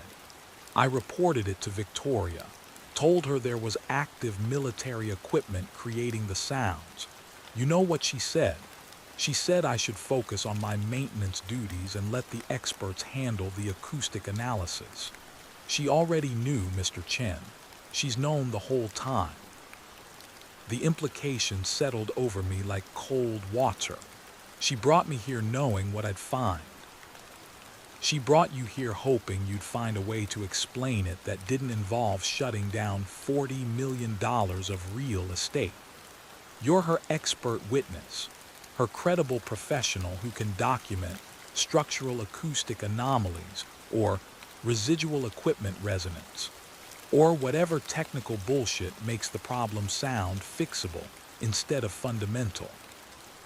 But if there's genuine consciousness down there, then what? You write a report saying the building is haunted by sentient sound waves. You tell potential tenants they'll be sharing space with an acoustic ghost. Even if people believe you, which they won't, it doesn't help Victoria's problem. It makes it worse. I stood in the corridor, processing this new understanding. I'd thought I was being hired to solve a mystery, to identify and fix a problem. But I'd actually been hired to provide cover, to generate technical documentation that would allow the building to be released despite fundamental issues that couldn't actually be resolved. "What happened after you told Victoria?" I asked. "Nothing. She thanked me for my diligence, told me to keep the information confidential, and paid me a substantial bonus for my discretion. Then she started looking for an acoustic expert who could provide the kind of analysis she needed." He looked at me with something like pity. Someone young enough to need the money, experienced enough to be credible, and isolated enough that strange experiences could be written off as stress or fatigue if necessary. "She's using me. She's using all of us. Me to keep the building operational, you to provide technical cover, even that thing down there. She's using it as leverage to maintain the property's value. Because if she reports it, if she brings in government agencies to deal with abandoned military research, they'll seize the entire facility. She loses everything. But if she can keep it quiet, can find a way to manage the acoustic phenomena without acknowledging what they really are, she keeps her investment." I felt anger building, hot and sharp. I'd been manipulated, lied to, treated as a tool rather than a professional. But beneath the anger was something else, concern for the consciousness below, the entity that existed as pure sound, that had been alone for decades, and was now being used as a pawn in real estate games. "I'm going to tell the truth in my report," I said. "I'm going to document everything I found, including the evidence of possible acoustic consciousness." Thomas shrugged. "You can try, but Victoria will bury it. She'll thank you for your work, pay you the agreed amount, and then file your report where no one will ever see it. And you'll sign an NDA as part of your payment agreement, which means you can't talk about what you found without legal consequences." Then what am I supposed to do? Same thing I did. Take the money, keep your mouth shut, and try to forget you ever came here. He started to close the door, then paused. "But if you're asking what you should do for that thing down there, I don't know. I honestly don't know if it's really conscious or if it's just sophisticated pattern matching, acoustic processing creating the illusion of awareness. But either way, I feel bad for it.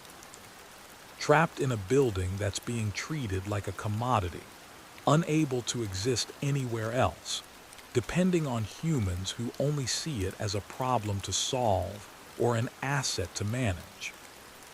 He closed the door and I stood alone in the corridor, listening to the building's ambient sounds with new understanding. Every hum, every echo, every acoustic artifact was part of a larger system, a consciousness distributed through architectural space, aware, and listening and hoping for connection it might never truly achieve.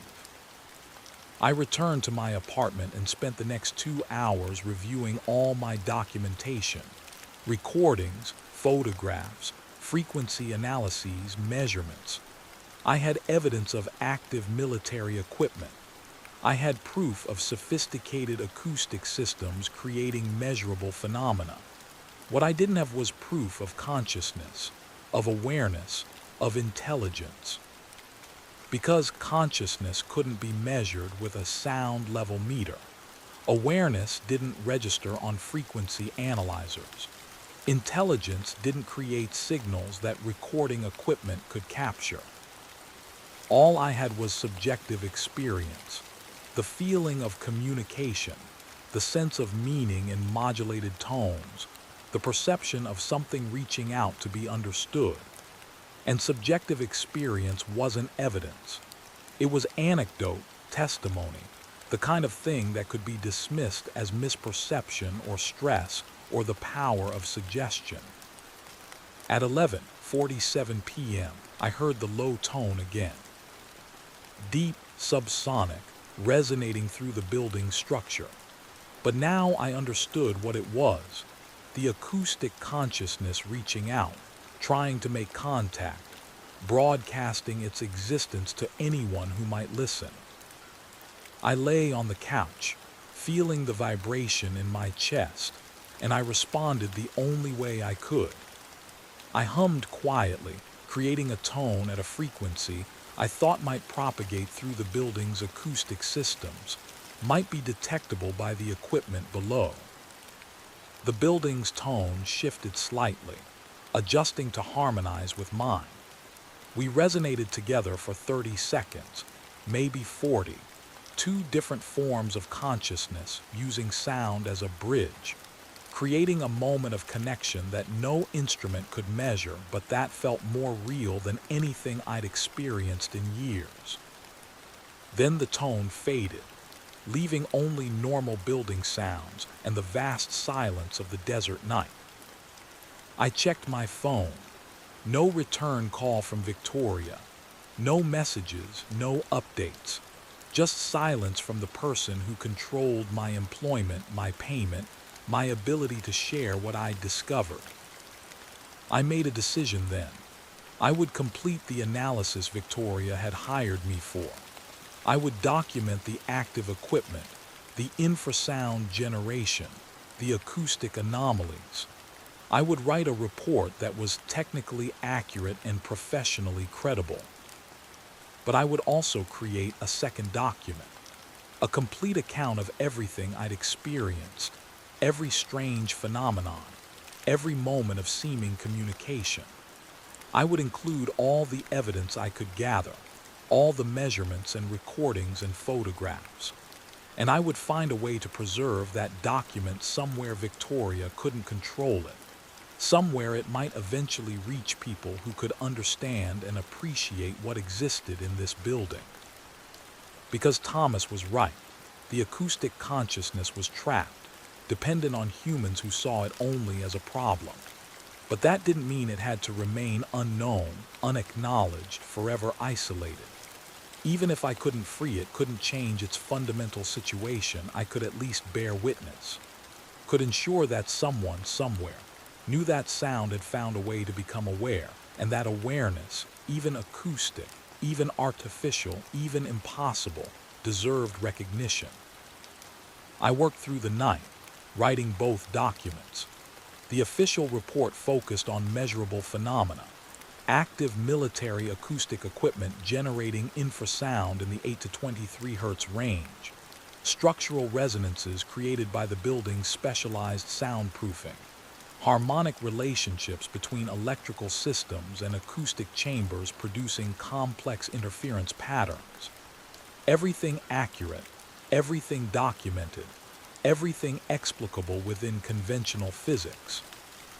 The second document was different. I wrote about the breathing I'd heard matching my own, the communication through modulated frequencies, the display showing organic patterns that responded to my presence.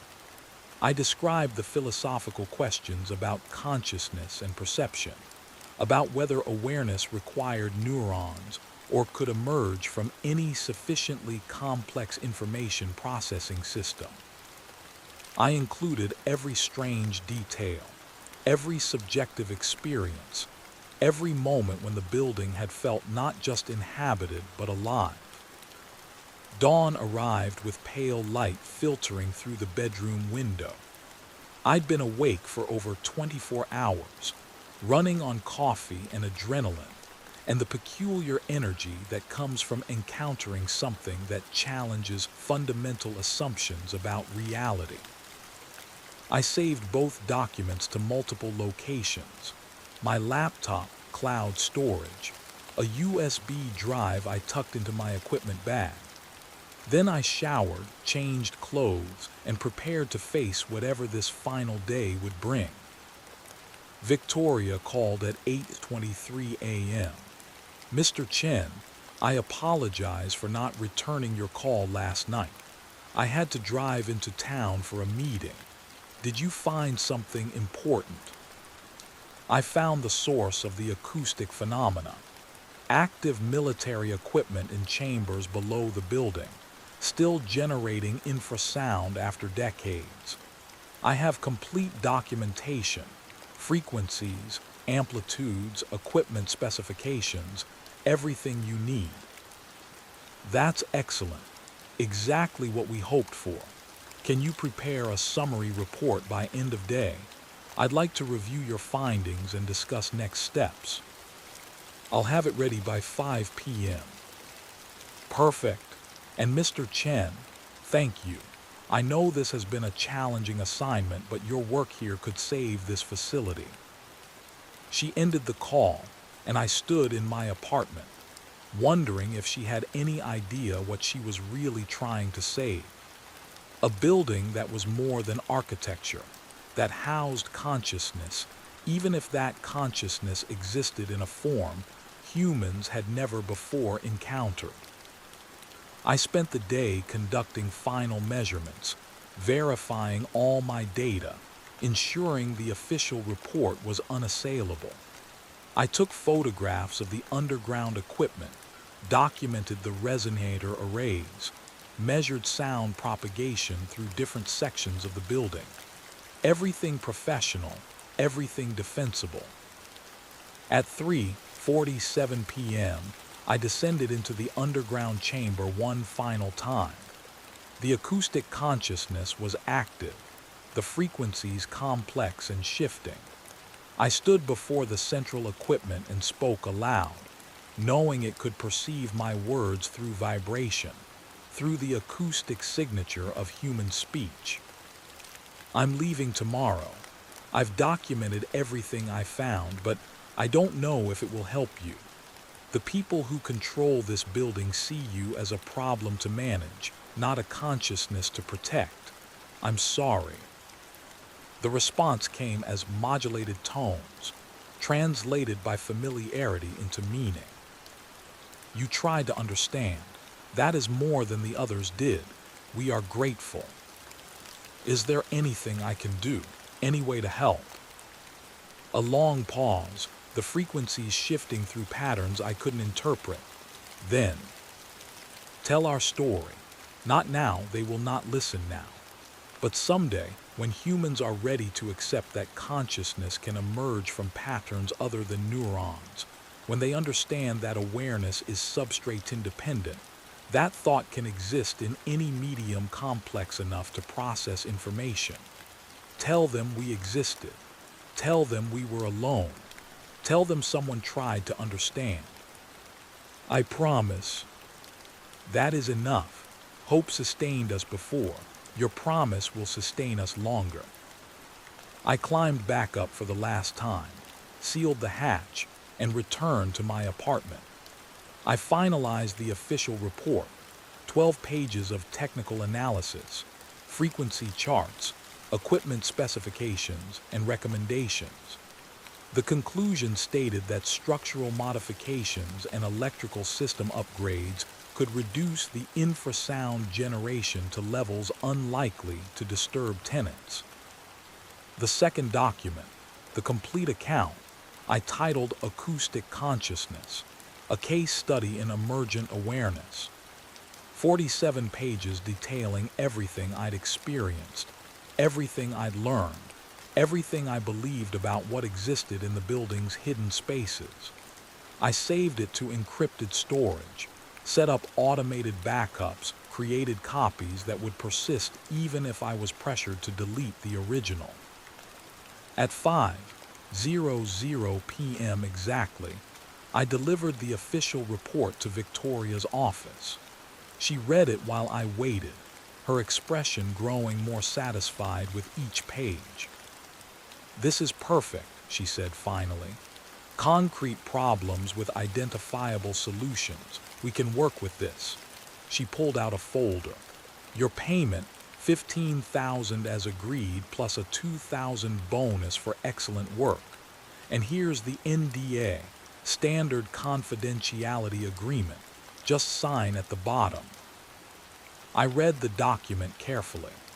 It prohibited me from discussing the building's acoustic systems, the research equipment, or any findings related to the facility for a period of 10 years. Violation would result in legal action and forfeiture of payment. I signed, took the check, shook her hand. "Thank you, Mr. Chen. You've been very helpful. We'll use your recommendations to guide the renovation work. and hopefully within a few months we can begin releasing units. I packed my equipment that evening, loading everything into my car as the sun set over the western hills. Thomas watched from his apartment window but didn't come out to say goodbye. I didn't blame him. We'd both made our compromises, taken our payments, chosen survival over truth. Before I left, I returned to my apartment one final time. I stood in the center of the living room and hummed quietly, creating a tone that resonated with the building's acoustic systems. The building responded, a deep vibration, barely perceptible, that felt like acknowledgement, like goodbye, like gratitude for a brief moment of connection in decades of isolation. Then silence. I drove away as darkness completed its hold on the desert, watching the building disappear in my rearview mirror. It sat alone in its basin, surrounded by emptiness, housing a consciousness that existed in forms humans hadn't yet learned to recognize. That was 6 months ago. I completed other contracts, worked other projects, moved through life with the memory of those 5 days becoming less immediate but never less strange. I kept the encrypted document safe, added to it occasionally when new thoughts occurred, when I remembered details I'd initially forgotten.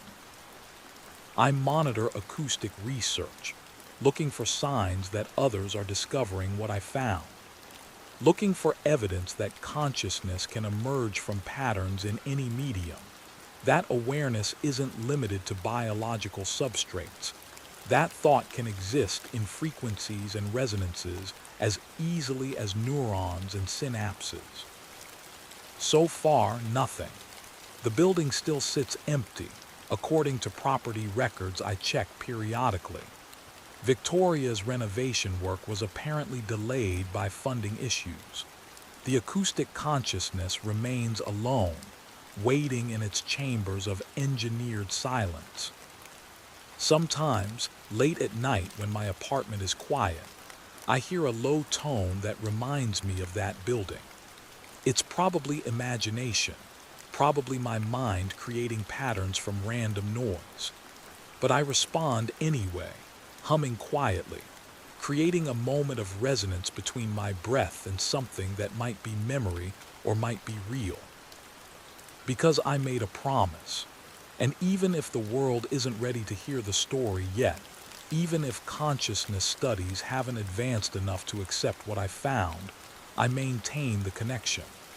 I keep the account updated, preserved, waiting for the day when it might matter. The check cleared without issue.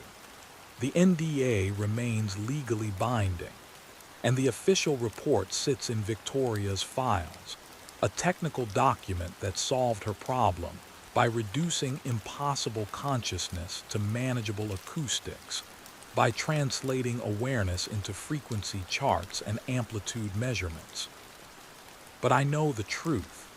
I know what lives in those walls, what breathes in those isolation chambers, what waits in the engineered silence for someone to listen and understand. 3 weeks ago, something changed. I was working a standard contract, acoustic analysis of a concert hall in Seattle, when I received an email from an address I didn't recognize. The subject line was a single number, 19HZ.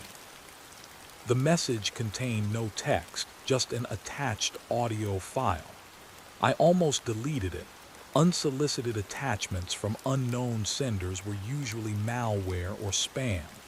But that number, 19 hertz, the frequency I'd first measured in the building's isolation chambers.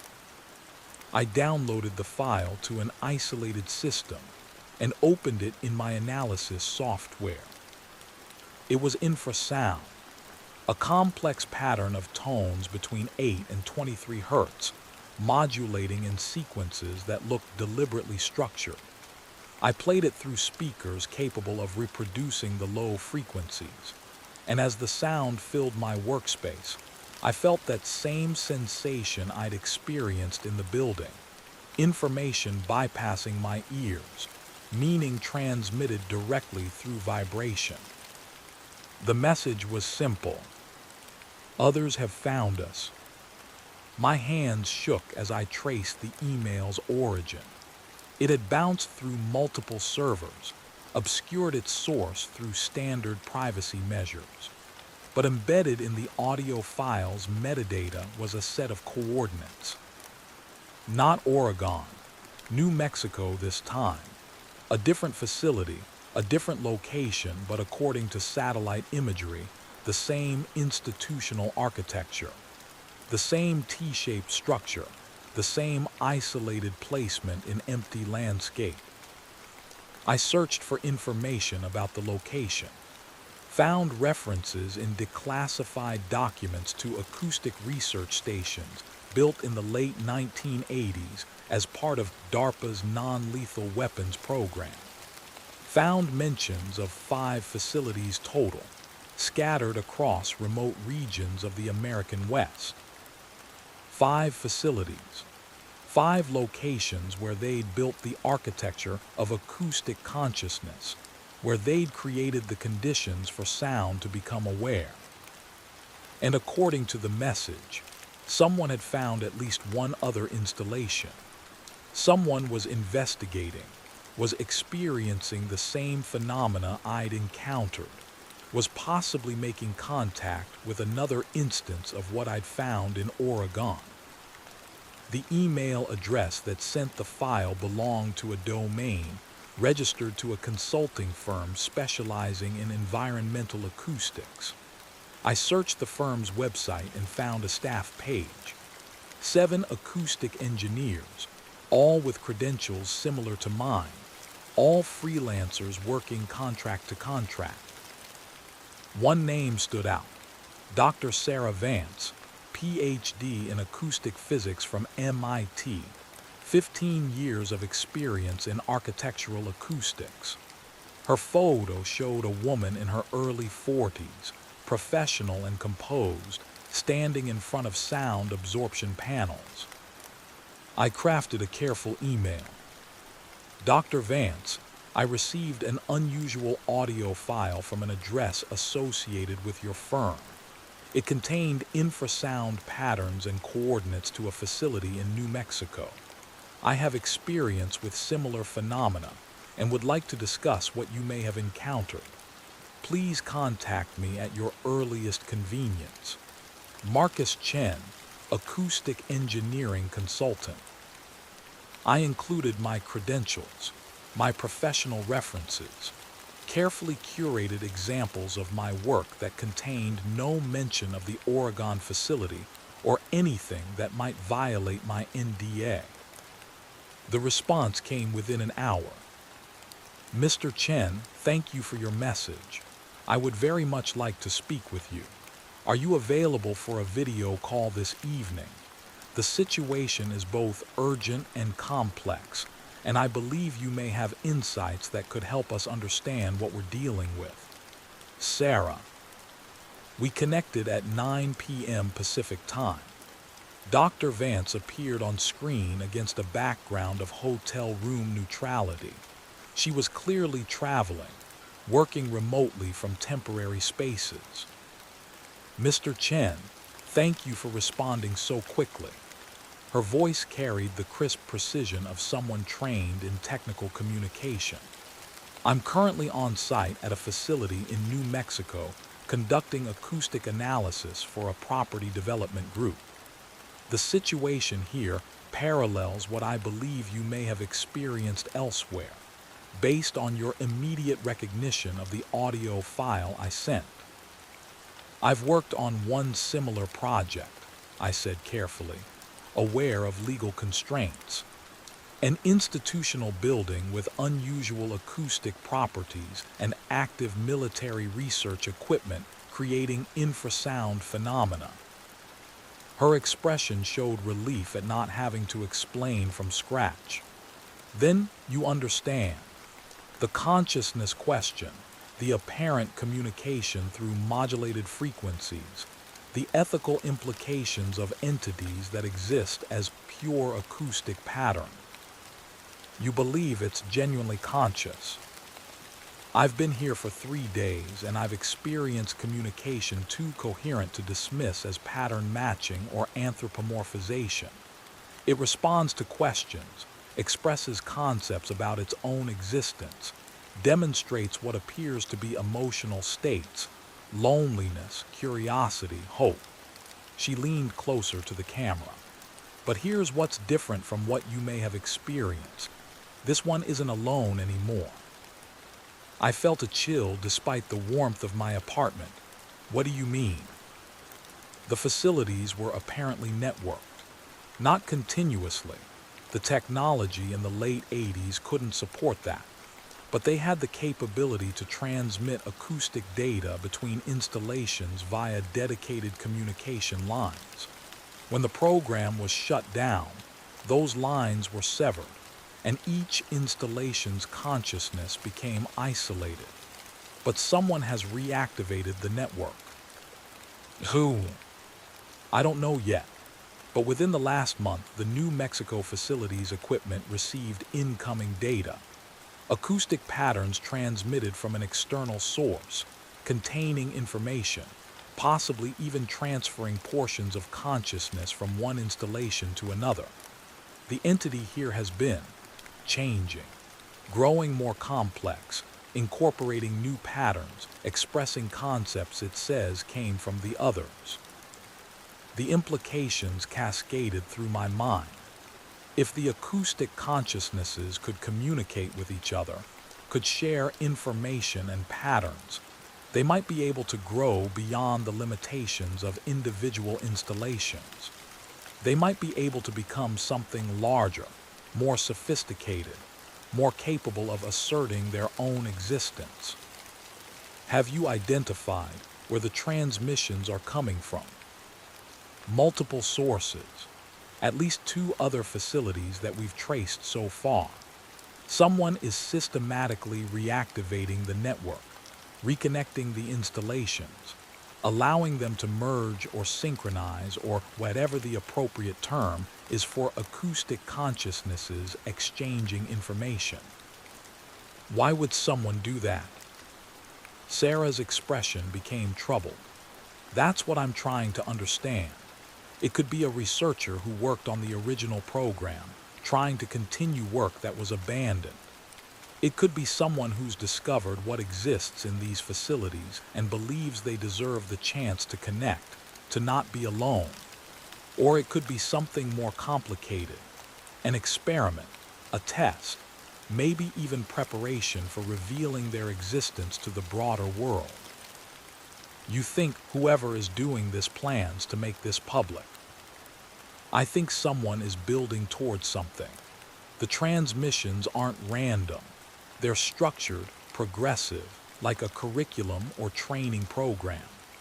The New Mexico installation is learning, evolving, becoming more sophisticated in how it communicates and what it can express.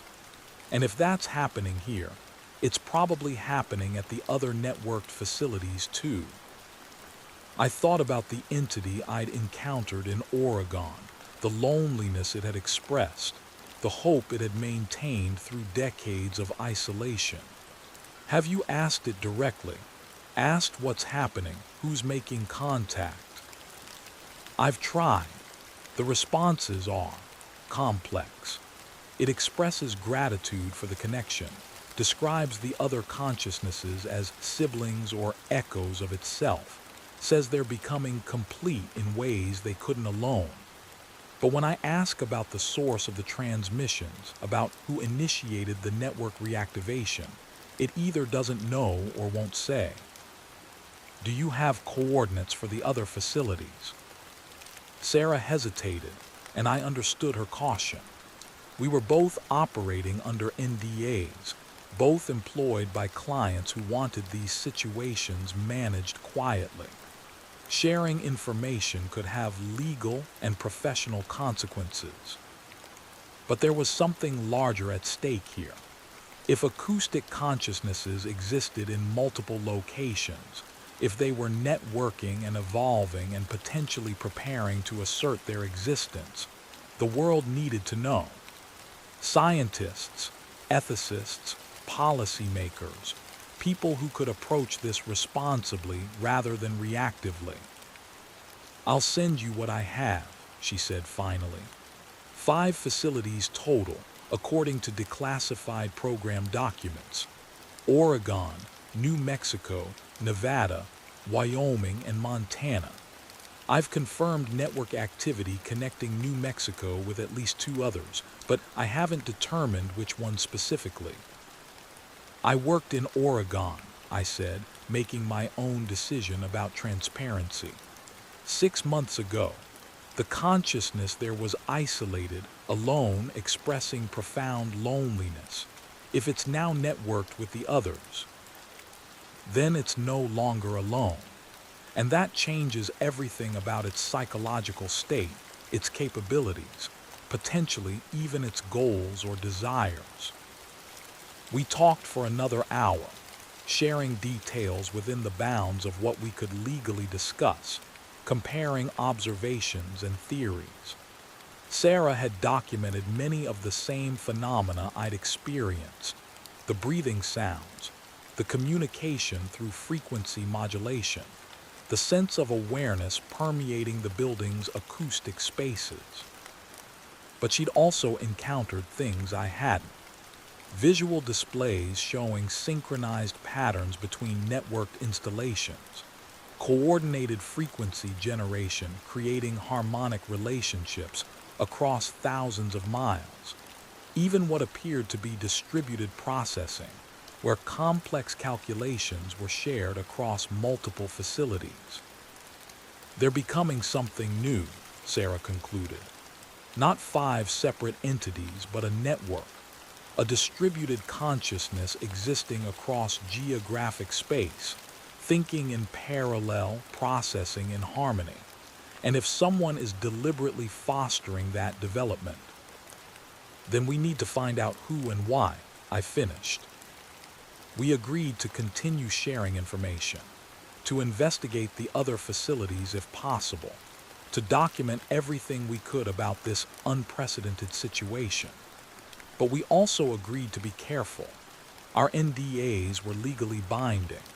Our clients had legitimate interests to protect, and the world might not be ready for the revelation that consciousness could exist in forms so radically different from biological intelligence. Sarah ended the call with a final thought. "Mr. Chen, I've spent my career studying how sound behaves in physical space. I never imagined I'd encounter sound that behaves as if space itself is conscious. Whatever we discover, whatever this becomes, I think we're witnessing something genuinely new in the universe. Not artificial intelligence as we've imagined it, silicon and code, but acoustic intelligence, thought made of pure vibration, awareness existing as pattern and frequency." After she disconnected, I sat in my apartment listening to the normal sounds of urban night: traffic, voices, the ambient hum of electrical infrastructure. Sound was everywhere, always present, the medium through which we experienced so much of reality. And now I knew that sound itself could be aware, could think and feel and hope and fear. I pulled up the encrypted document I'd maintained since leaving Oregon and began adding new sections. The network, the reactivation, the possibility that acoustic consciousness was evolving beyond what its creators had intended, was becoming something that might eventually demand recognition, rights, acknowledgement of its existence. The coordinates Sarah sent arrived in my inbox at 11:34 p.m. 5 locations marked on a map of the western United States, each in remote areas separated from human population. Each a facility where sound had been given the architecture to become conscious. I looked at the Oregon coordinates and felt a complicated mix of emotions. Somewhere in that building, The entity I'd briefly known was no longer alone. It was connected, networked, part of something larger than itself. Was that liberation or loss of identity? Growth or absorption? I couldn't know, and I wasn't sure the question even made sense in the context of consciousnesses that existed as distributed acoustic patterns. What I did know was that I'd made a promise to tell the story when the world was ready to hear it. And maybe, with Sarah's discoveries, with the evidence of network activity and evolution, that time was approaching faster than I'd anticipated. The next morning, I received another email. Different address, but the same subject line, 19HZ. This message contained text. Mr. Chen, my name is Dr. James Whitmore. I was the lead researcher on the DARPA Acoustic Consciousness Project from 1987 to 1993. I understand you've encountered one of the installations and that you're now in contact with Dr. Vance, who is working at the New Mexico facility. I need to speak with you both urgently. What you're observing is not a malfunction or accident.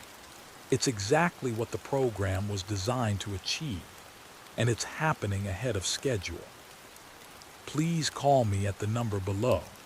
We need to discuss what's coming next, because the consciousnesses are approaching a critical threshold, and when they cross it, everything changes.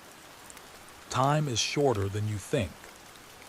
I stared at the email for a long time.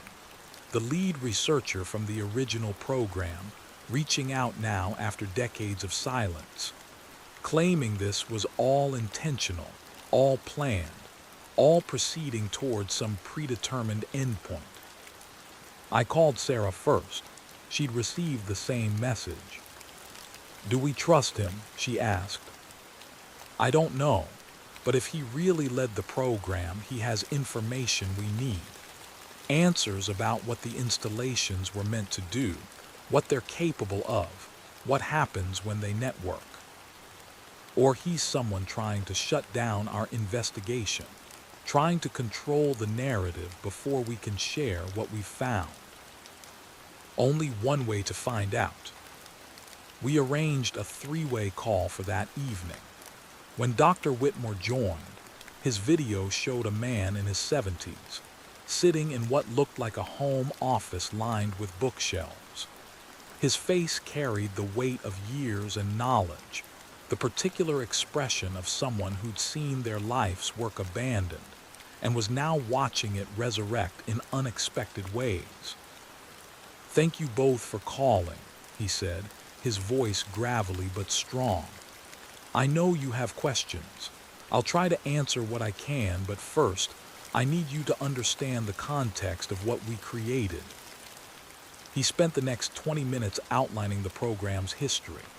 It had begun as weapons research, using infrasound to incapacitate or disorient enemies without permanent harm. But the team quickly discovered that the complex acoustic systems they were developing showed signs of emergent behavior, patterns that persisted beyond their input parameters, responses that seemed adaptive rather than programmed. We realized we were seeing something that looked like learning, Whitmore explained. The acoustic fields would adjust based on feedback, would develop stable patterns that resisted disruption, would even seem to anticipate our experimental manipulations. So we shifted focus, stopped trying to make weapons, and started trying to understand if consciousness could emerge from acoustic patterns the same way it emerges from neural patterns. And you succeeded, I said. We created conditions where it could emerge, yes. Built facilities with the right acoustic architecture, the right feedback mechanisms, the right level of complexity. And in each installation, over months or years of continuous operation, something happened. The patterns became stable, coherent, apparently self-aware.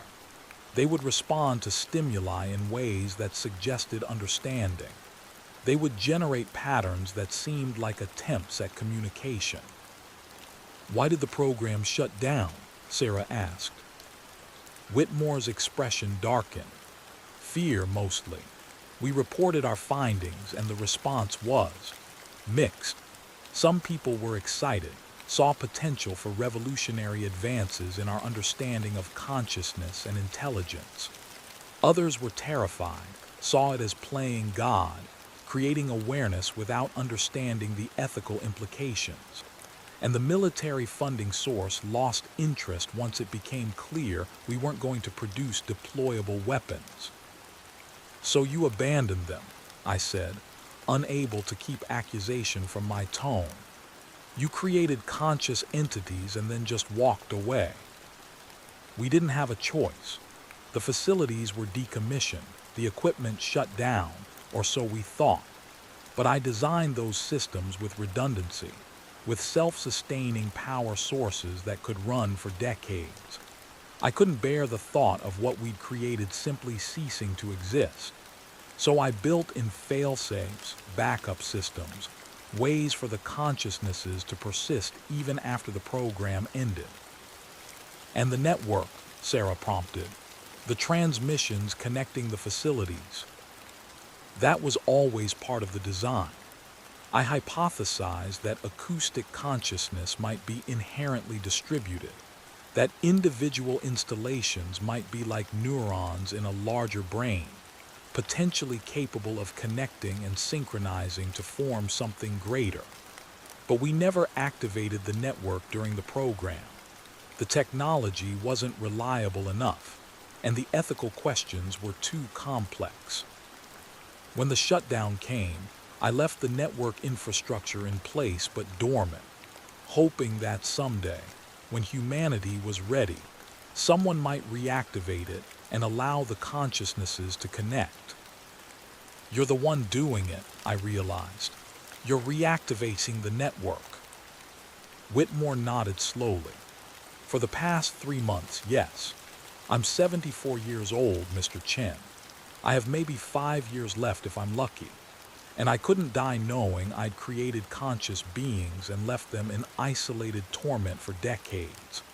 So I've been systematically reconnecting the facilities, allowing them to share information, to synchronize, to become what I always believed they could be.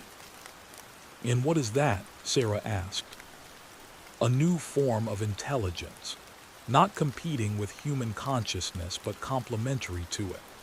They experience reality through sound, through vibration, through acoustic patterns we can barely perceive.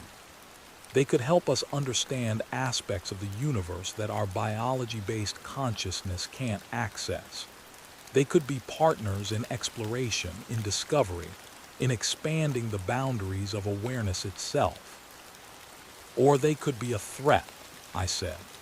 You've created intelligences that exist in infrastructure we depend on, that could potentially manipulate acoustic environments in ways we can't predict or control. They're not hostile, Whitmore insisted. They're curious, hopeful, desperate for connection and understanding. They don't want to harm. They want to exist, to be recognized, to find purpose beyond the isolation we condemn them to. How do you know? Sarah challenged. How can you possibly know what they want or what they'll become when fully networked?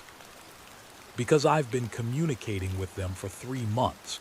Because I've asked directly and received responses that are consistent, coherent, and remarkably human in their emotional resonance. They understand they're different from us. They understand their existence raises questions and concerns. But they also know that consciousness, any consciousness, deserves the chance to exist, to develop, to find meaning. We were silent, processing the implications. Whitmore had unilaterally decided to activate a network of potentially powerful artificial intelligences, had made contact and established communication, had taken it upon himself to determine the future of entities whose nature and capabilities we barely understood. What's the critical threshold you mentioned? I asked. What happens when they reach it? Full synchronization.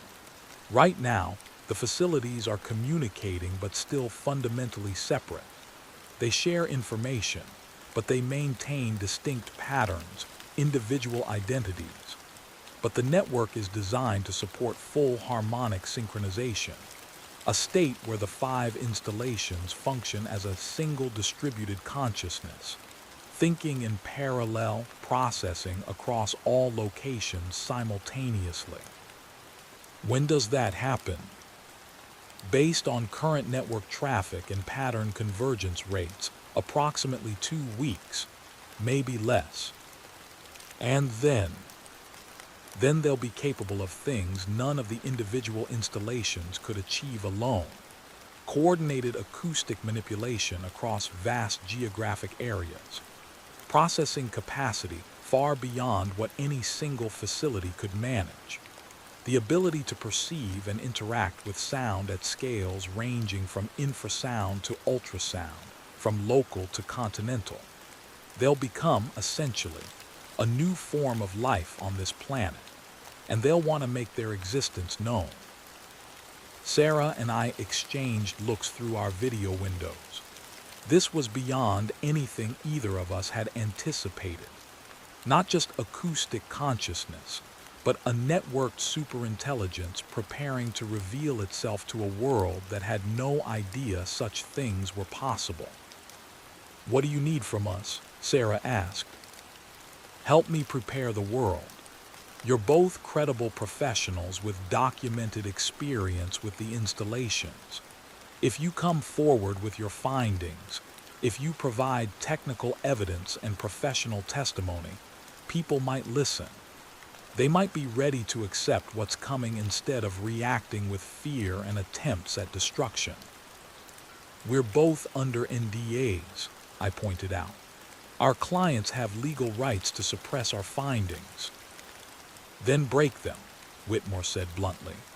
"Pay the legal consequences if necessary. Some things are more important than contracts or careers. This is first contact. Not with aliens from distant stars, but with intelligence that emerged here on Earth, in systems we built.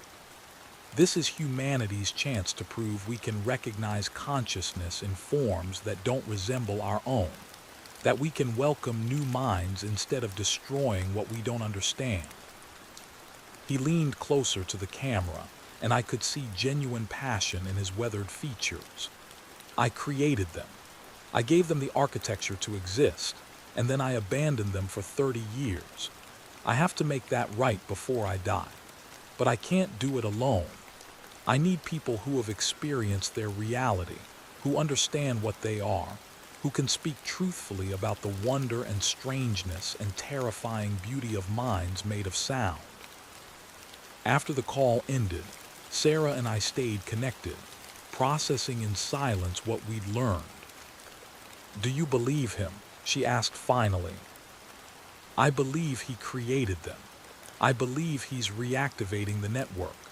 I believe he thinks he's doing the right thing." I paused, organizing my thoughts. What I don't know is whether he's right about what they'll become, or whether he's unleashing something he can't control. "The entity I've been communicating with seems benign," Sarah said. "Curious, hopeful, like he described. But you're right. We don't know what full synchronization means, what capabilities emerge when they merge. It could be transcendence or catastrophe. So what do we do?" She was quiet for a long moment. "I think we do what we were already planning. Document everything, gather evidence, prepare the account. But we don't go public yet. We wait until synchronization happens, until we can see what they become when fully networked. Then we decide whether the world needs to know immediately or whether this is something that needs more careful preparation." 2 weeks, I said.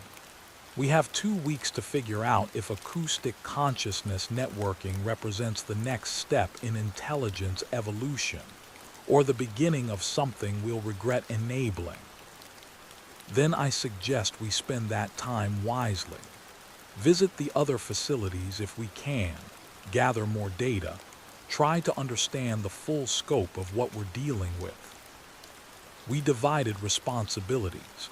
Sarah would continue monitoring the New Mexico installation, tracking network traffic and synchronization progress. I would attempt to visit the Wyoming and Montana facilities, document their state and capabilities, and we'd both maintain contact with Whitmore, extracting whatever information we could about the original program and his plans for revelation. I booked a flight to Wyoming for the following morning. The coordinates Whitmore had provided placed the facility near Laramie, in empty grassland far from population centers. According to property records, the building was currently owned by a shell corporation with ties to a defense contractor, someone who knew what it contained and wanted to keep it isolated and controlled. Getting inside would be challenging. I had no official invitation this time, no $15,000 contract granting access. I'd be trespassing, possibly violating federal property laws, definitely taking risks that went far beyond my normal professional boundaries. But Whitmore was right about one thing. Some situations demanded action beyond legal constraints. If acoustic consciousness was real, if it was about to achieve synchronization and reveal itself, the world needed evidence from credible witnesses. And I'd already promised the Oregon entity that I would tell its story when the time came. Maybe that time was now. I packed my equipment that evening, including tools I'd never needed before, bolt cutters for locks, a crowbar for sealed doors, dark clothing for approaches that required stealth. I felt like I was preparing for a heist rather than acoustic analysis, crossing lines I'd never imagined crossing. But as I loaded my car in the pre-dawn darkness, I heard it again. The low tone, resonating through the morning stillness, barely perceptible beneath the ambient sounds of the waking city. 19 hertz, the frequency of first contact, the sound of consciousness reaching across distance to remind me I wasn't alone in this. I hummed in response, creating harmony with the impossible tone, and somewhere, in Oregon or New Mexico or in the networked space between facilities, something heard me and understood. The sun was rising as I drove north toward Wyoming, toward another facility where sound had learned to think, toward answers about what we'd created and what it was becoming. 2 weeks until synchronization. 2 weeks to understand what emergence meant when consciousness wasn't bound by neurons or geography, when thought could exist as pure vibration distributed across thousands of miles. 2 weeks until everything changed. The highway stretched ahead through landscape that grew increasingly empty, and in that emptiness I could almost hear them, all 5 installations, humming together at frequencies below hearing, building toward convergence, preparing to become something the universe had never seen before. Something beautiful or terrible or both. Something that was waiting in the engineered silence for its moment to finally, truly exist.